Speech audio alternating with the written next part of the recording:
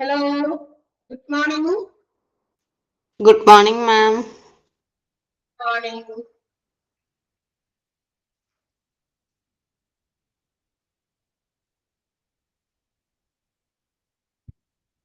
Yes.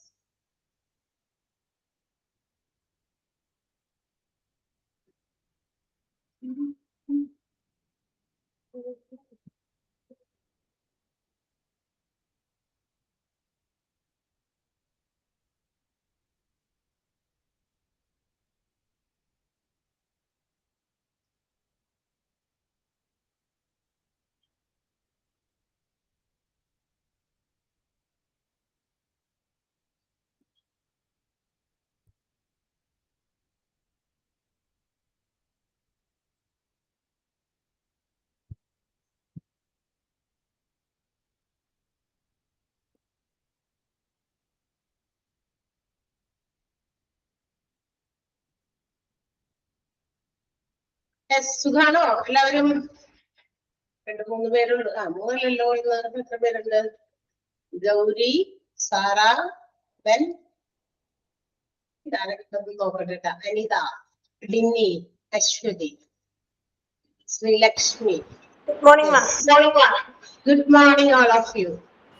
Good morning, ma'am. അല്ല എല്ലാവർക്കും ക്ലാസ്സുകളൊക്കെ മനസ്സിലാക്കി പോകുന്നുണ്ടോ? ഡിപ്ലോമയിനേക്കാൾ കുറച്ച് ടഫാണെന്ന് നമുക്കറിയാം. കാരണം ഓരോ ലെവൽ മോഡിലേക്ക് പോകുമ്പോൾ നമുക്കറിയാലോ അതിൻ്റെതായ അല്ലെ, നമ്മൾ എങ്ങോട്ട് മോഡിലേക്ക് പോകുന്നതോറും കുറച്ച് ടഫായിരിക്കും. എല്ലാ കാര്യങ്ങളും അങ്ങനെ തന്നെയാണ്. ഏത് കാര്യങ്ങളാണ് ജീവിതത്തിലും അങ്ങനെയാണ്. ചെറിയ കുട്ടികളൊക്കെ ആയിരിക്കും ഇങ്ങനെ ഓടിച്ചടികൾ നടക്കാം അല്ലെ, നമ്മുടെ കാര്യങ്ങൾ മാത്രം അന്വേഷിക്കാം, വേറെ കാര്യങ്ങളൊന്നും വേണ്ട. പക്ഷെ ഓരോ കാര്യങ്ങളിൽ മുന്നോട്ട് ഉള്ള വർഷങ്ങളിൽ മുന്നോട്ടുള്ള ജീവിതത്തിൽ ഒരുപാട് എന്ത് ചെയ്യും, ഒരുപാട് കാര്യങ്ങളൊക്കെ നമ്മൾ നമ്മളുടെ ചുമലിലേക്ക് ചെയ്തു വരും. അതുപോലെ തന്നെയാണ് അപ്പൊ ഡിപ്ലോമയില് കുറച്ചും കൂടി ഈസി ആയിരുന്നു. ഇപ്പൊ നിങ്ങൾ നോക്കുമ്പോ അല്ലെ, കാണുമ്പോ വിചാരിക്കാറില്ലേ ഡിപ്ലോമ എന്ന് എളുപ്പം എന്ന് വിചാരിക്കാറുണ്ട്. HR-ന്റെ ശരിയാണ്. നമ്മൾ അടുത്ത എന്ന് വെച്ചാൽ HR ഡിപ്ലോമ ചെയ്ത് കഴിഞ്ഞ് കിട്ടുന്ന ഒരു ജോലി അതിനേക്കാൾ കുറച്ചുകൂടി എന്താ പറയാ, കുറച്ചുകൂടി ഉയർന്ന പടിയിലേക്ക് ഉയരാൻ നിങ്ങളെ ഹെൽപ്പ് ചെയ്യുന്ന ഒന്നാണ് ഇതിന്റെ തന്നെ PG അല്ലെ. ഏത് കോഴ്സ് പഠിക്കുമ്പോഴും അങ്ങനെയാണ്. ഡിഗ്രി അതിന്റെ PG എടുക്കുമ്പോൾ കുറച്ചുകൂടി ക്വാളിഫൈഡ് ആയി. നമ്മൾ ക്വാളിഫിക്കേഷൻ വൈസ് നമ്മൾ ഉയർന്നു അഡ്വാൻസ്ഡ് ആയി. അതിനനുസരിച്ച് opportunity for getting A job, അതിനനുസരിച്ചുള്ള ഒരു ജോലിയും കിട്ടാനുള്ള അവസരങ്ങൾ കൂടി. അപ്പൊ അതിനനുസരിച്ച് നമ്മൾ എന്ത് ചെയ്യണം, ഇച്ചിരി ഹാർഡ് വർക്ക് ചെയ്യണം, ഇച്ചിരി കാര്യങ്ങൾ മനസ്സിലാക്കണം, ഇച്ചിരി ഉത്തരവാദിത്തത്തോടെ കാര്യങ്ങൾ പഠിക്കണം എന്നുള്ളതാണ്. Okay, yes. In the last class നമ്മൾ എവിടെ വരെ എടുത്തു അറിയാമോ? ഈ പേജ് ആണ് എടുത്തോണ്ടിരുന്നത് അല്ലെ. ഈ ലോക്കസ് ഓഫ് കൺട്രോൾ വരെ നമ്മൾ എടുത്തു. പേഴ്സണാലിറ്റി എന്ന് പറയുന്ന ടോപ്പിക്കില് നമ്മൾ എടുത്തുകൊണ്ടിരിക്കുകയായിരുന്നു. പേഴ്സണാലിറ്റി നമുക്കറിയാം ഓരോ വ്യക്തികളുടെയും വ്യക്തിത്വങ്ങൾ വ്യത്യസ്തമാണ്. ഓരോ വ്യക്തിത്വങ്ങളും പല രീതിയിലുണ്ട്. പല രീതിയിലുള്ള വ്യക്തിത്വങ്ങളെ കുറിച്ചൊക്കെ ഇനി ഇഷ്ടംപോലെ ഈ ഒരു ഭാഗത്ത് നമുക്ക് ഡിസ്ക്ലോസ് ചെയ്യുന്നുണ്ട്. എന്ന് വെച്ചാൽ പേഴ്സണാലിറ്റിയുടെ പല എന്താ പറയാ വകഭേദങ്ങൾ ഒക്കെ ഇതിനകത്ത് പറയുന്നുണ്ട്. കുറച്ച് നമ്മളിപ്പോ വിചാരിക്കുമ്പോൾ ആളുടെ വ്യക്തിത്വം എന്ന് പറയുമ്പോൾ വളരെ സിമ്പിൾ ആയിട്ട് നമ്മൾ സാധാരണക്കാർക്ക് ഇത് കുറെ ആളുകൾ ഇതിനെ കുറിച്ചിട്ട് ഗവേഷണങ്ങളൊക്കെ നടത്തി പഠിച്ചതിന്റെ അടിസ്ഥാനത്തിൽ അവർ കണ്ടെത്തിയ കുറെ തിയറംസും പ്രിൻസിപ്പിൾസും ഒക്കെയാണ് ഇവിടെ തന്നേക്കണേ. മനസ്സിലായോ? ഒരു വ്യക്തിയെ കാണുമ്പോൾ അതാണ് അവന്റെ വ്യക്തിത്വം. അവൻ കുറച്ച് ദേഷ്യക്കാരനാണ്, അവൻ ഭയങ്കര റിജിഡ് ആണ് അല്ലെ, അങ്ങനെയൊക്കെ കാണുമ്പോൾ അത് ആളുടെ ആ വ്യക്തിത്വമാണ്. അത് അങ്ങനത്തെ ആളാണ്. ചില പാരന്റ്സിനെ ഒക്കെ നമ്മൾ ഇങ്ങനെ പറയുമ്പോ ഫാദേഴ്സ് ഒക്കെ അച്ഛന്മാരൊക്കെ ഇച്ചിരി സീരിയസ് ആയിട്ട് ഭയങ്കര റിജിഡ് ആയിട്ട് കുട്ടികളോട് ആവശ്യത്തിന് മാത്രം ഭയങ്കര സംസാരിക്കുന്നു. ഒരു കാലഘട്ടത്തിലൊക്കെ അങ്ങനെയായിരുന്നു. പക്ഷെ ഇപ്പൊ അതല്ല, കുറച്ചുകൂടി ഫ്രീ ഹാൻഡഡ് ആയിട്ടാണ് എല്ലാവരും കുട്ടികളോട് അല്ലെ, അച്ഛനും മക്കളൊക്കെ തമ്മിൽ ഒരു ഫ്രണ്ട്സ് ആയിട്ടുള്ള ഒരു റിലേഷൻ പോലെയാണ് നമുക്ക് കാണാൻ സാധിക്കുക. കൂടുതൽ വളരെ കുറച്ച് ആളുകൾ മാത്രമേ അങ്ങനെയൊക്കെ ഉണ്ടാകുള്ളൂ. അപ്പൊ ഓരോ ആളുകളുടെയും വ്യക്തിത്വങ്ങൾ പല രീതിയിലാണ്. പക്ഷെ നമ്മളിത് കാണുന്നത് പോലെയല്ല, പഠിക്കേണ്ട വന്നപ്പോ ഇത് കുറച്ച് ടഫായി. അതാണ് പ്രത്യേകത. അതാണ് ഞാൻ പറഞ്ഞു തന്നത് അല്ലെ. കാണുന്നത് പോലെയല്ല. അപ്പൊ നമുക്ക് ഇങ്ങനെ ഓരോ വ്യക്തികളെ കാണുമ്പോൾ നമ്മൾ വിചാരിക്കും ദിസ് ഈസ് ദാറ്റ് പേഴ്സണാലിറ്റി, ഇതാണ് ആളുടെ പേഴ്സണാലിറ്റി, ഇതാണ് എന്നുള്ളതൊക്കെ നമ്മൾ മനസ്സിലാക്കും. പക്ഷേ തിയററ്റിക്കൽ വൈസ് പ്രിൻസിപ്പിൾസ് വൈസ് ഇതൊക്കെ പഠിക്കുമ്പോ ഇത്രയൊക്കെ കാര്യങ്ങൾ ആളുകളെ കണ്ടെത്തിയോ ഒരു വ്യക്തികളെ കുറിച്ചിട്ട് എന്നുള്ളത് നമ്മൾ അത്ഭുതപ്പെട്ടു പോകുന്ന കാര്യമാണ് അല്ലെ. അപ്പൊ പേഴ്സണാലിറ്റിയുടെ ഭാഗമാണ് നമ്മൾ എടുത്തോണ്ടിരുന്നത്. ലാസ്റ്റ് നമ്മൾ നിർത്തിയത് ലോക്കസ് ഓഫ് കൺട്രോൾ എന്ന് പറയുന്ന ടോപ്പിക്കിലാണ്. ആണോ? ലോക്കസ് ഓഫ് കൺട്രോൾ ആണോ പഠിച്ചു നിർത്തിയത്? യെസ്. അപ്പൊ നിങ്ങൾക്ക് മനസ്സിലായില്ല എന്താണ് ലോക്കസ് ഓഫ് കൺട്രോൾ എന്ന് പറഞ്ഞാൽ? ലോക്കസ് ഓഫ് കൺട്രോൾ എന്ന് പറഞ്ഞാൽ ചില ആളുകളെ നിയന്ത്രിക്കുന്നത്, അതായത് ചില വ്യക്തികളെ നിയന്ത്രിക്കുന്നത് അവർ വിചാരിക്കും എന്താ പറയാ ഈ പുറത്തുള്ള power off from outside, from the society അവരെ കൺട്രോൾ ചെയ്യുന്നത്, പല കാര്യങ്ങൾ അവരെ കൊണ്ട് ചെയ്യിപ്പിക്കുന്നത്, പ്രവർത്തിപ്പിക്കുന്നതൊക്കെ കൺട്രോൾ ചെയ്യുന്നത് പുറത്തുനിന്നുള്ള എന്തോ ശക്തികളാണ്, എന്തൊക്കെയോ കാര്യങ്ങൾ എന്ന് വെച്ചാൽ പുറത്തുള്ളവരാണ് അവരെ കൊണ്ട് ഇത് ചെയ്യുക അത് ചെയ്യുക, അങ്ങനെയൊക്കെ അവരാണ് ഇവരെ കൺട്രോൾ ചെയ്യുന്നതെന്ന് തോന്നും.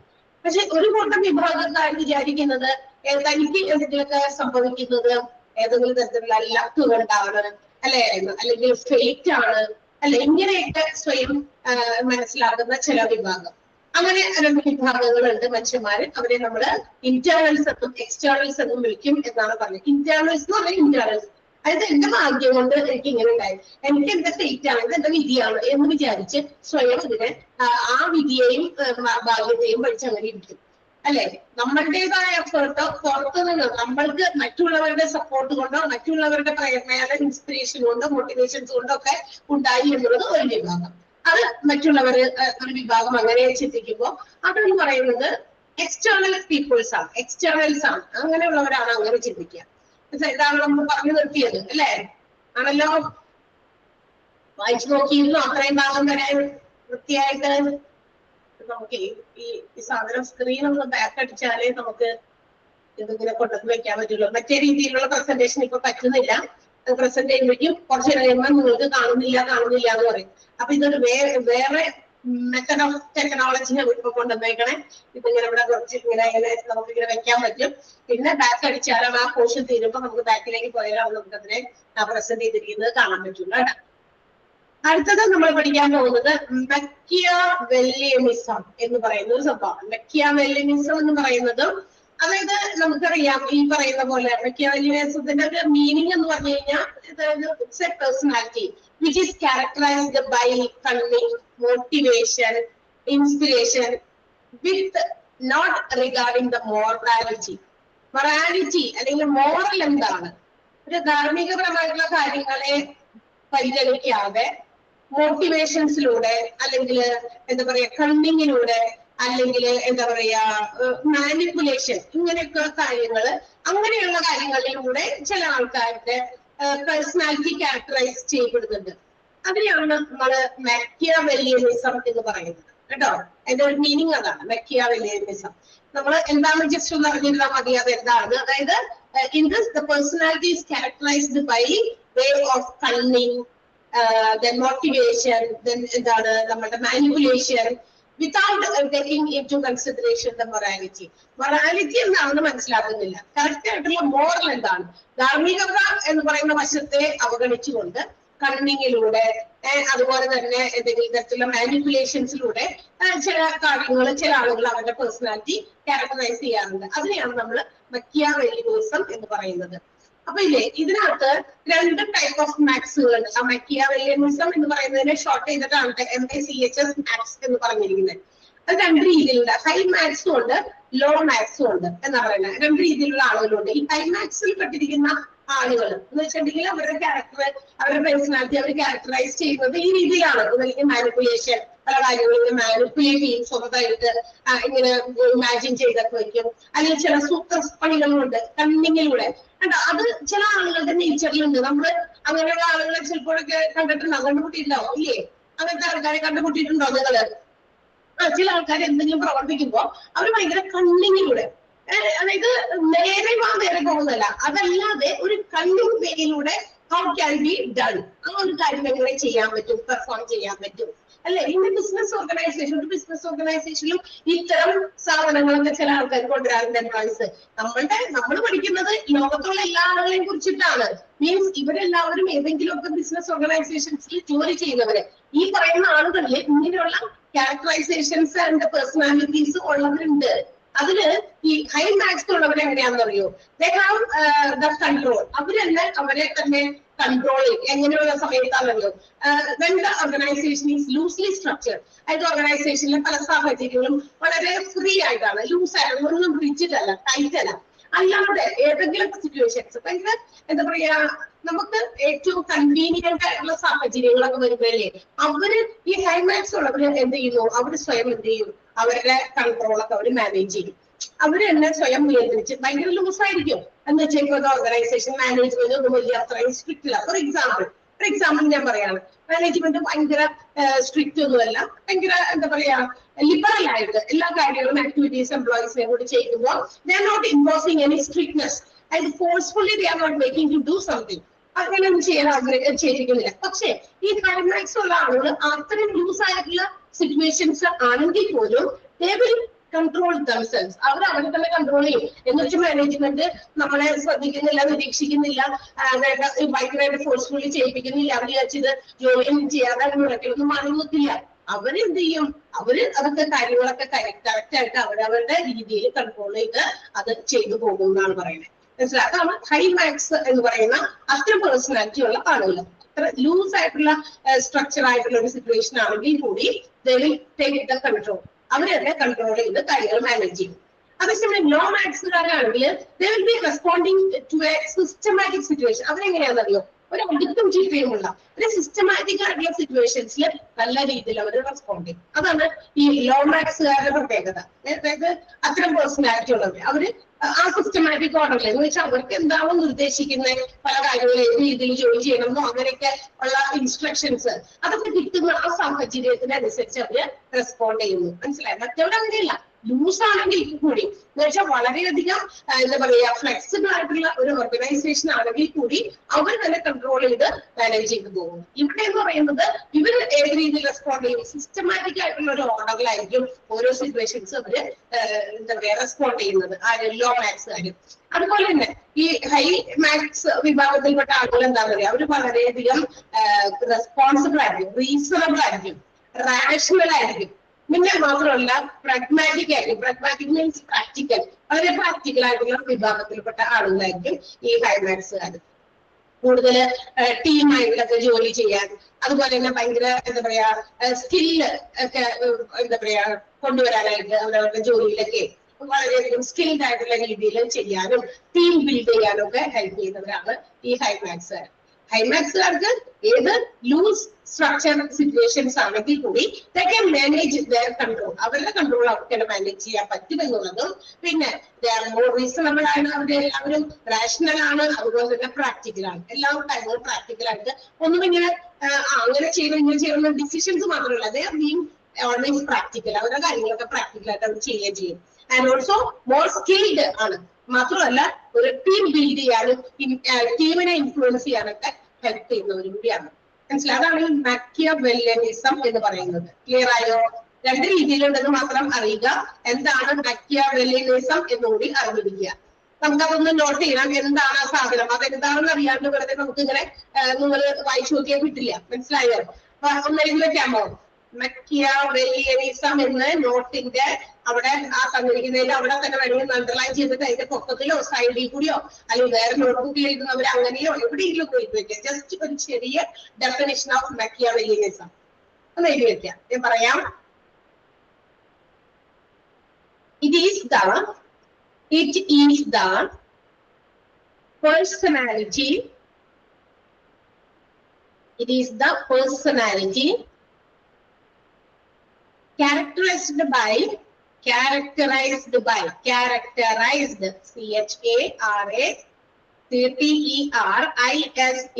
characterized characterയുടെ കൂടെ ഒരു ISED കൂടി ചേർക്കുക.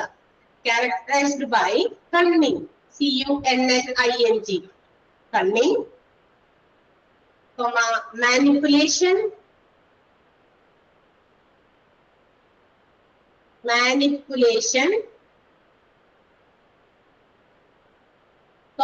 disregard for mortality.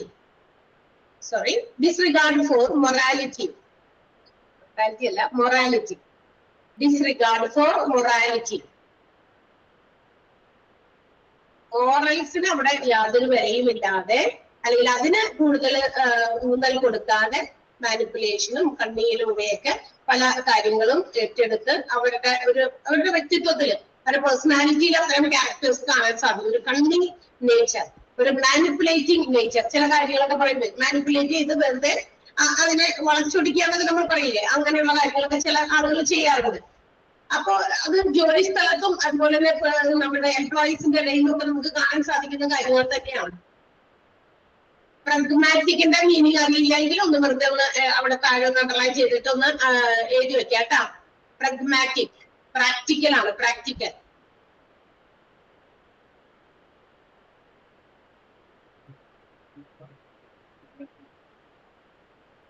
ഇത് താഴെ ഒരു വലിയ ടേബിളൊക്കെ വെച്ചിട്ട് അതിന്റെ ഡിഫറൻസ് മറ്റു കാര്യങ്ങളൊക്കെ ഒരു കമ്പാരിസൺ അപ്പുറത്ത് കൊടുത്തിട്ടുണ്ട്. അങ്ങനെ നമുക്ക് അണ്ടർലൈൻ ചെയ്യും. ഇവിടെ നിങ്ങൾ അണ്ടർലൈൻ ഒന്നും ചെയ്യണ്ട കേട്ടോ, പറയുന്നത് മാത്രം അണ്ടർലൈൻ ചെയ്താൽ മതി. ജസ്റ്റ് ഒന്ന് അറിയാൻ വേണ്ടിയിട്ടാണ്. മക്കിയാവെല്ലിയനിസം എന്താണെന്ന് നമ്മൾ എഴുതി വെച്ചിട്ടുണ്ട്, അതൊന്ന് നോട്ട് ചെയ്ത് വെച്ചേക്കുക. ഓക്കെ, എന്താണെന്ന് അറിയണം, എന്നാലാണ് ഇത് ഇങ്ങനെ രണ്ട് ഹൈ മാക്കും ലോ മാക്കും എന്നൊക്കെ പറഞ്ഞിട്ട് ഇതൊക്കെ ഈ പേഴ്സണാലിറ്റിയുടെ കുറെ കാര്യങ്ങളൊക്കെ ഈ നമ്മൾ വിചാരിക്കും എന്റെ പോലത്തെ വ്യക്തിത്വമാണ് ബാക്കിയുള്ളവർക്ക്. അങ്ങനെയല്ല. ഒരു പർട്ടിക്കുലർ ലൊക്കാലിറ്റിയിലെ ഒരു പോപ്പുലേഷനെ നമ്മൾ എടുത്താൽ ഒരു പ്രത്യേക ഒരു വില്ലേജ്, ആ വില്ലേജിലെ മാത്രം ആളുകളെ വി ക്യാൻ കൺക്ലൂഡ് പോപ്പുലേഷൻ, അതൊരു പോപ്പുലേഷൻ ആയിട്ട് എടുത്താൽ ആ ഒരു പർട്ടിക്കുലർ ലൊക്കാലിറ്റിയിലുള്ള പോപ്പുലേഷനിൽ എത്ര പേരുണ്ടോ, ഇപ്പൊ മേ ബി ഒരു 500 ആളുകൾ ഉണ്ടെന്ന് വിചാരിക്കും ഒരു ഗ്രാമത്തില്, ആ ഗ്രാമത്തിലെ മാത്രം ആളുകളെ എടുക്കുകയാണ് നമ്മള്, കൊച്ചുകുട്ടികളല്ല അഡൽറ്റ് ആയിട്ടുള്ളവരെ എടുക്കുകയാണ് എന്ന് വിചാരിക്കാം. ഈ 500 പേരുണ്ടെങ്കിൽ 500 പേർക്കും 500 പേരുടേതായ പേഴ്സണാലിറ്റി ആണ് ഉണ്ടാവുക അല്ലെ, പല രീതിയിലാണ്. അതുകൊണ്ട് നമുക്കറിയാം no human being are alive. അത് തന്നെയാണ് ഈ ഭൂമിയിൽ എത്ര എണ്ണമൊക്കെ ജനിച്ചു വീണിട്ടുണ്ടോ ഇവരെ നമ്മൾ എത്ര എണ്ണത്തിനെങ്കിലും നമ്മൾ ഒന്ന് മാച്ച് ചെയ്ത് നോക്കിക്കഴിഞ്ഞാൽ ഇവരിലൊക്കെ വ്യത്യാസങ്ങൾ വൈവിധ്യങ്ങൾ നമുക്ക് നോട്ടീസ് ചെയ്യാൻ സാധിക്കും. ഒരുപോലെ നമുക്ക് കാണാൻ പറ്റില്ല. ചില സ്വഭാവങ്ങൾ ചിലപ്പോൾ ഒരുപോലെ വന്നിരിക്കും അല്ലെ, ചിലത് മാത്രം. അപ്പൊ നമ്മൾ പറയില്ലേ നമ്മുടെ വീടുകളിലൊക്കെ കൊച്ചുങ്ങളുണ്ട്, 1, 2, 3 കുട്ടികളൊക്കെ ഉണ്ടെങ്കിൽ അല്ലെങ്കിൽ 2 പേരുണ്ടെങ്കിൽ ഡിഫറെന്റ് നേച്ചറാണ്. ഒരെണ്ണത്തിന് ഇത് വേണം പറഞ്ഞു മറ്റേന്ന് അത് മതി കൊടുക്കും. നമ്മൾ എത്ര പ്രാവശ്യം ആളുകളോട് പരാതി പറഞ്ഞിരിക്കുന്നു, ഒരുത്തന് അതൊന്നും പിടിക്കില്ല, അവന് ഇതാണ് ഇഷ്ടം, അവൾക്കാണെങ്കിൽ അതാണ് ഇഷ്ടം, അങ്ങനെ പറയാറില്ലേ, നിങ്ങൾ പറയില്ലേ? പറഞ്ഞില്ലെങ്കിൽ നിങ്ങൾ രക്ഷപ്പെട്ടു പറയാറുണ്ട് നമ്മൾ. അതന്നെ അപ്പൊ നമ്മൾക്ക് വീടുകളിൽ നമ്മൾ ജസ്റ്റ് ഒന്ന് ഇമാജിൻ ചെയ്ത് നോക്കി നമ്മുടെ വീട്ടിൽ ആകെ കൂടി എത്ര പേരുണ്ട്. ഇപ്പോഴത്തെ എന്താ പറയാ അണുകുടുംബം.com എന്നൊക്കെ പറഞ്ഞ പോലെ ഒരു വീട്ടില് അച്ഛനും അമ്മ 2 മക്കളുണ്ടാകും, അല്ലെങ്കിൽ അവരുടെ അപ്പനമ്മയ്ക്ക് അച്ഛനമ്മയ്ക്ക് ഉണ്ടാവും അല്ലെ, 5-6 പേര്, അല്ലെങ്കിൽ മാക്സിമം 7 നമുക്ക് കൂട്ടാം. 7 പേരിൽ കൂടുതലൊന്നും ഒരു വീടുകളിൽ അംഗങ്ങളില്ലായിരുന്നു ഉണ്ടെങ്കിൽ തന്നെ അത് അപ്പോഴേക്കും സ്പ്ലിറ്റ് ചെയ്ത് സെപ്പറേറ്റ് ചെയ്ത് വീടുകളിലേക്ക് പല സ്ഥലത്തേക്ക് മാറുകയാണ് അല്ലെ. അപ്പൊ അങ്ങനെ മാറും. അപ്പൊ അത്രയും കുറച്ച് ആളുകളേ ഉള്ളൂ. അപ്പൊ അവിടെ തന്നെ സ്വഭാവങ്ങളുടെ വൈവിധ്യങ്ങൾ നമുക്ക് മനസ്സിലാക്കാൻ സാധിക്കും. ഒരാൾക്ക് ഇന്നതിനോടാണ് ഇഷ്ടം, അപ്പൊ ആൾക്ക് ആ രീതിയിലുള്ള ഡിഷ് ഉണ്ടാക്കി കൊടുക്കുക. മറ്റേ ആൾക്ക് അത് ഇഷ്ടമല്ല, അത് ആൾക്ക് ഇഷ്ടമല്ല, അപ്പൊ വേറെ രീതിയിൽ ഉണ്ടാക്കണം. അപ്പൊ ഒരു വീട്ടിലെ നമ്മുടെ തന്നെ ഇപ്പൊ അമ്മമാരായിട്ടുള്ളവർക്കാണെങ്കിലും കൂടുതലും പെട്ടെന്ന് മനസ്സിലാവും അത്തരം കാര്യങ്ങൾ അല്ലെ. അപ്പൊ പേഴ്സണാലിറ്റിയും അതുപോലെ ക്യാരക്ടറും അതുപോലെ തന്നെ ഇവരുടെ ഇൻഡിവിജ്വൽസിന്റെ ബിഹേവിയറൊക്കെ ഡിഫറെന്റ്, എല്ലാവരും ഡിഫറെന്റ് ആണ്. ഇനിയും വീണ്ടും 2 ക്ലാസിഫിക്കേഷൻ പേഴ്സണാലിറ്റി വീണ്ടും കൊടുക്കുന്നത് ടൈപ്പ് എയും ടൈപ്പ് ബിയും പീപ്പിൾസ് ആണ്. ടൈപ്പ് എ കുറച്ച് ആൾക്കാരുടെ ഹാർഡ് വർക്കിംഗ്. ഈ എ ടൈപ്പിനകത്ത് ഉള്ള ആളുകൾ എന്താ പറയാ, അവർ ഭയങ്കര ഹാർഡ് വർക്കിംഗ് ആയിരിക്കും. അതുപോലെ തന്നെ എന്താ പറയാ ഇംപേഷ്യന്റ് ആണ്, ക്ഷമയൊക്കെ ഭയങ്കര കുറവായിരിക്കും. അങ്ങനെ ക്ഷമിച്ചൊന്നും നിൽക്കാൻ പറ്റില്ല.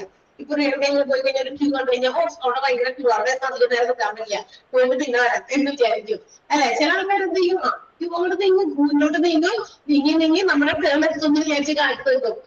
പേഷ്യന്റ് ആയിട്ട് ഭയങ്കര എന്താ പറയാ ക്ഷമയോടെ കാത്തിരിക്കും. അസർട്ടീവ് ആയിരിക്കും എന്ന് വെച്ചാൽ ഭയങ്കര പോസിറ്റീവ് ആയിരിക്കും എന്ന് വെച്ചാൽ അങ്ങനെയാണ്. അതായത് കുറെ പോസിറ്റീവ്സുകൾ ചേർത്തിട്ട് ഒരു ടൈപ്പ് എ ഉണ്ടാക്കിയിരിക്കുന്നതാണ്. നമ്മൾ നോക്കുക, നമ്മളൊക്കെ ഇതിനകത്ത് ഏത് വിഭാഗത്തിൽ വരും, എയിൽ വരും ബിയിൽ വരും കേട്ടാ. പിന്നെ സൂപ്പർ കോമ്പറ്റീറ്റീവ് ആയിരിക്കും. സൂപ്പർ കോമ്പറ്റീറ്റീവ് എന്ന് പറഞ്ഞാൽ ബാക്കിയുള്ളവരെയൊക്കെ തള്ളി മാറ്റി മറികടന്ന് ഞാൻ മുമ്പിൽ എത്തണം, കോമ്പറ്റീഷൻ മൈൻഡുള്ള ആളുകൾ. ഇവരെയൊക്കെ നമ്മൾ എന്ത് വിളിക്കും, ഒരു ടൈപ്പ് എ പേഴ്സണാലിറ്റി എന്ന് വിളിക്കും. ടൈപ്പ് എയിൽ പെടുത്താവുന്ന ആൾക്കാർ ഏതൊക്കെയാണ്? ഹാർഡ് ഡ്രൈവിംഗ് ആയിട്ട് എന്ന് വെച്ചാൽ നല്ല രീതിയിൽ പ്രയത്നിക്കാനായിട്ട് എന്താ പറയാ ഒരു മടിയില്ലാത്ത ആളുകൾ. അതുപോലെ തന്നെ ഇംപേഷ്യന്റ് ആണ്, ഭയങ്കരമായിട്ട് ക്ഷമയും അധികവും ഇല്ലാത്ത ആൾക്കാരാണ്. പോസിറ്റീവ് ആണ്, സൂപ്പർ കോമ്പറ്റീറ്റീവ് ആണ്. ഇവരെയൊക്കെ നമ്മൾ എന്താ പറയാ ടൈപ്പ് എ പേഴ്സണാലിറ്റി വിഭാഗത്തിലെ ആളുകളാണ് വിളിക്കും. And also they will be always easy going ആണ് അവര്. എന്ന് വെച്ചാൽ എന്താ എന്താ പറയാ സോറി, അങ്ങനെയുള്ളവരെ ടൈപ്പ് എ ആണ്. ഇനി നമുക്ക് അടുത്ത ടൈപ്പ് ബിയും പറഞ്ഞിട്ടുണ്ട്. ടൈപ്പ് ബി പേഴ്സണാലിറ്റിയിൽ പറയുന്നത് എന്താണെന്നറിയോ, ഇവര് ഭയങ്കര എന്താ പറയാ എളുപ്പത്തില് ഇവരുമായിട്ട് നമുക്ക് പെട്ടെന്ന് മിങ്കിൾ ചെയ്യാൻ പറ്റുന്ന ഈസി ഗോയിങ് ആണ്, സോഷ്യബിൾ ആണ്. എന്ന് വെച്ചാൽ എല്ലാവരുമായിട്ട് വളരെയധികം സമ്പർക്കമൊക്കെ കീപ്പ് ചെയ്യുന്ന ആൾക്കാരാണ് അല്ലെ, കമ്മ്യൂണിക്കേറ്റീവ് ആണ് സൊസൈറ്റിയോട്, ആരോട് വേണമെങ്കിലും എപ്പോ വേണമെങ്കിലും എത്രയും പെട്ടെന്ന് തന്നെ മിങ്കിളാകാൻ പറ്റുന്ന ആളുകളാണ്. പിന്നെ എന്താ പറയാ കുറച്ച് നോൺ കോമ്പറ്റീറ്റീവ് നേച്ചറാണ്. നേരത്തെ പറഞ്ഞ എ ടൈപ്പിനേക്കാളും കുറച്ചുകൂടി ഓപ്പോസിറ്റ് ആണ്.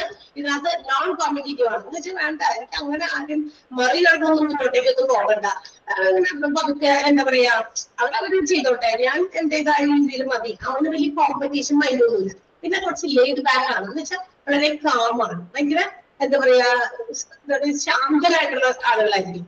ഇതാണ് ടൈപ്പ് ബി എന്ന് പറയുന്നത്. കുറച്ച് ഹൈപ്പറും കുറച്ച് താഴെയുമുള്ളതാണ്. ലേഡ് ബാക്ക് എന്ന് പറഞ്ഞതിന്റെ അർത്ഥം അതാണ്, കാമാണ്, വളരെ ശാന്തരായിട്ടുള്ള ആളുകളാണ് കേട്ടോ. റിലാക്സ്ഡ് ആയിട്ടുള്ള ആളുകളെയും ശാന്തരായിട്ടുള്ള ആളുകളെയും നമ്മൾ ലേഡ് ബാക്ക് എന്ന് വിളിക്കുക. അപ്പൊ ഈ രണ്ട് ടൈപ്പ് ഓഫ് ആളുകളുണ്ട് എന്നാണ് വീണ്ടും പറയുന്നത്. അതായത് പഠനങ്ങൾ ഇങ്ങനെ നടത്തി ഓരോരുത്തരും അവരവരുടേതായ രീതിയിൽ പേഴ്സണാലിറ്റീനെ ഇങ്ങനെ ഗ്രൂപ്പ് ചെയ്തിരിക്കുകയാണ്, ഗ്രൂപ്പിസം ഉണ്ടാക്കിയിരിക്കുകയാണ്. ലോ മാർക്കും ഹൈ മാർക്കും പറഞ്ഞതുപോലെ തന്നെ വീണ്ടും മറ്റൊരു ക്ലാസിഫിക്കേഷൻ ആണ് ടൈപ്പ് എയും ടൈപ്പ് ബിയും പീപ്പിൾ അല്ലെ. ടൈപ്പ് എയിൽ എങ്ങനെയാണ്? ഹാർഡ് ഡ്രൈവിംഗ് ആണ്, ഇംപേഷ്യന്റ് ആണ്, കോമ്പറ്റീറ്റീവ്, അതും വെറും കോമ്പറ്റീറ്റീവ് അല്ല, സൂപ്പർ കോമ്പറ്റീറ്റീവ് ആണ്, അസർട്ടീവ് ആണ്, പോസിറ്റീവ് ആയിട്ടുള്ള കാര്യങ്ങളാണ്. ഓക്കെ, ഇങ്ങനെ ടൈപ്പ് എ എന്ന് പറയുന്ന ക്ലാസിഫിക്കേഷനും easy going, laid back, sociable, non competitive nature ഉള്ളവരൊക്കെ ടൈപ്പ് ബിയിലും പെടുമെന്നാണ്. അതൊന്നും അണ്ടർലൈൻ ചെയ്യണം കേട്ടോ. ടൈപ്പ് എയും ടൈപ്പ് ബിയും ക്ലാസിഫൈ ചെയ്തിരിക്കുന്നത് എങ്ങനെയാണെന്നും അണ്ടർലൈൻ ചെയ്തേക്കാം. ആ ഒരു ഇത് കണ്ടോ,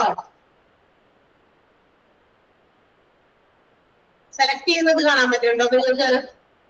named as type B personality എന്ന് പറയുന്നത് വരെ അണ്ടർലൈൻ ചെയ്യാം. People who are hard driving, impatient, assertive and super competitive are termed as type A personality. Full stop. Out of full stop and there. Those who are easygoing, sociable, laid back and non-competitive are named as type B personality. That type B personality not bold type way. കുറച്ച് വലുതായി പോയത് അതിന്റെ കൂടെ ചേർത്ത് വരേണ്ടതാണ്. കുഴപ്പമില്ല, സെന്റൻസിനകത്ത് അവിടെ ഉണ്ട്. അടുത്തതിന്റെ ഹെഡിങ് അല്ല കേട്ടോ. അണ്ടർലൈൻ ചെയ്തോ? ഓക്കെ, ഇനി ഈ ടൈപ്പ് ബി പേഴ്സണാലിറ്റി ആണത് കേട്ടോ. ഇനി ടൈപ്പ് എ പേഴ്സണാലിറ്റി നമ്മൾ നേരത്തെ പറഞ്ഞതുപോലെ എന്താ പറയാ, അവര് ഭയങ്കര ഹാർഡ് വർക്ക് ഒക്കെ ചെയ്യാൻ എത്ര വേണമെങ്കിലും എന്താ പറയാ ഭയങ്കര പ്രൊഡക്റ്റീവ് ആണ് ഒത്തിരി. അതായത് അങ്ങനെയുള്ള എംപ്ലോയീസ് നമുക്ക് ഓർഗനൈസേഷൻ നോക്കി കഴിഞ്ഞാൽ കാണാൻ പറ്റില്ല ആരൊക്കെയാണ് ടൈപ്പ് എയിൽ വരിക, ടൈപ്പ് ബിയിൽ വരിക. ഒരു ബിസിനസ് ഓർഗനൈസേഷനിലെ മാനേജേഴ്സിന് they can understand from their performance. എംപ്ലോയീസിന്റെ പെർഫോമൻസ് ഒക്കെ നോക്കിയിട്ട് വിലയിരുത്താൻ പറ്റും. ഇതിനകത്ത് ആരെയൊക്കെ നമുക്ക് ടൈപ്പ് എയിൽ പെടുത്താം, ടൈപ്പ് ബിയിൽ ആരെയൊക്കെയാണ് കൊണ്ടുവരാം എന്ന് നമുക്ക് നോക്കാൻ പറ്റും. സോ ടൈപ്പ് ബിയിൽ ആളുകളെ കുറച്ചുകൂടി അവർക്കും ഒരു കോമ്പറ്റീഷൻ മൈൻഡ് ഒക്കെ കൊണ്ടുവരാനും കുറച്ചുകൂടി ഒന്ന് എന്താ പറയാ റിലാക്സ്ഡ് ആയി ഒക്കെ ഇരിക്കുന്നതിനേക്ക് ഒന്നുകൂടി ഫോഴ്സ് ചെയ്ത് മോട്ടിവേറ്റ് ചെയ്ത് കുറച്ചുകൂടി ആക്റ്റീവ് ആക്കാനൊക്കെ പറ്റും അല്ലെ. അപ്പൊ അതിനൊക്കെ വേണ്ടിയിട്ടാണ് ഇങ്ങനെ ക്ലാസിഫൈ ചെയ്യുന്നത്. പല രീതിയിലും പേഴ്സണാലിറ്റിയും ബിഹേവിയറും അതുപോലെയുള്ള കാര്യങ്ങളൊക്കെ നോക്കി അസസ് ചെയ്തിട്ട് ഇവരെയൊക്കെ ഇൻഡിവിജ്വൽസിനെയൊക്കെ ഡെവലപ്പ് ചെയ്ത് കൊണ്ടുവരണം.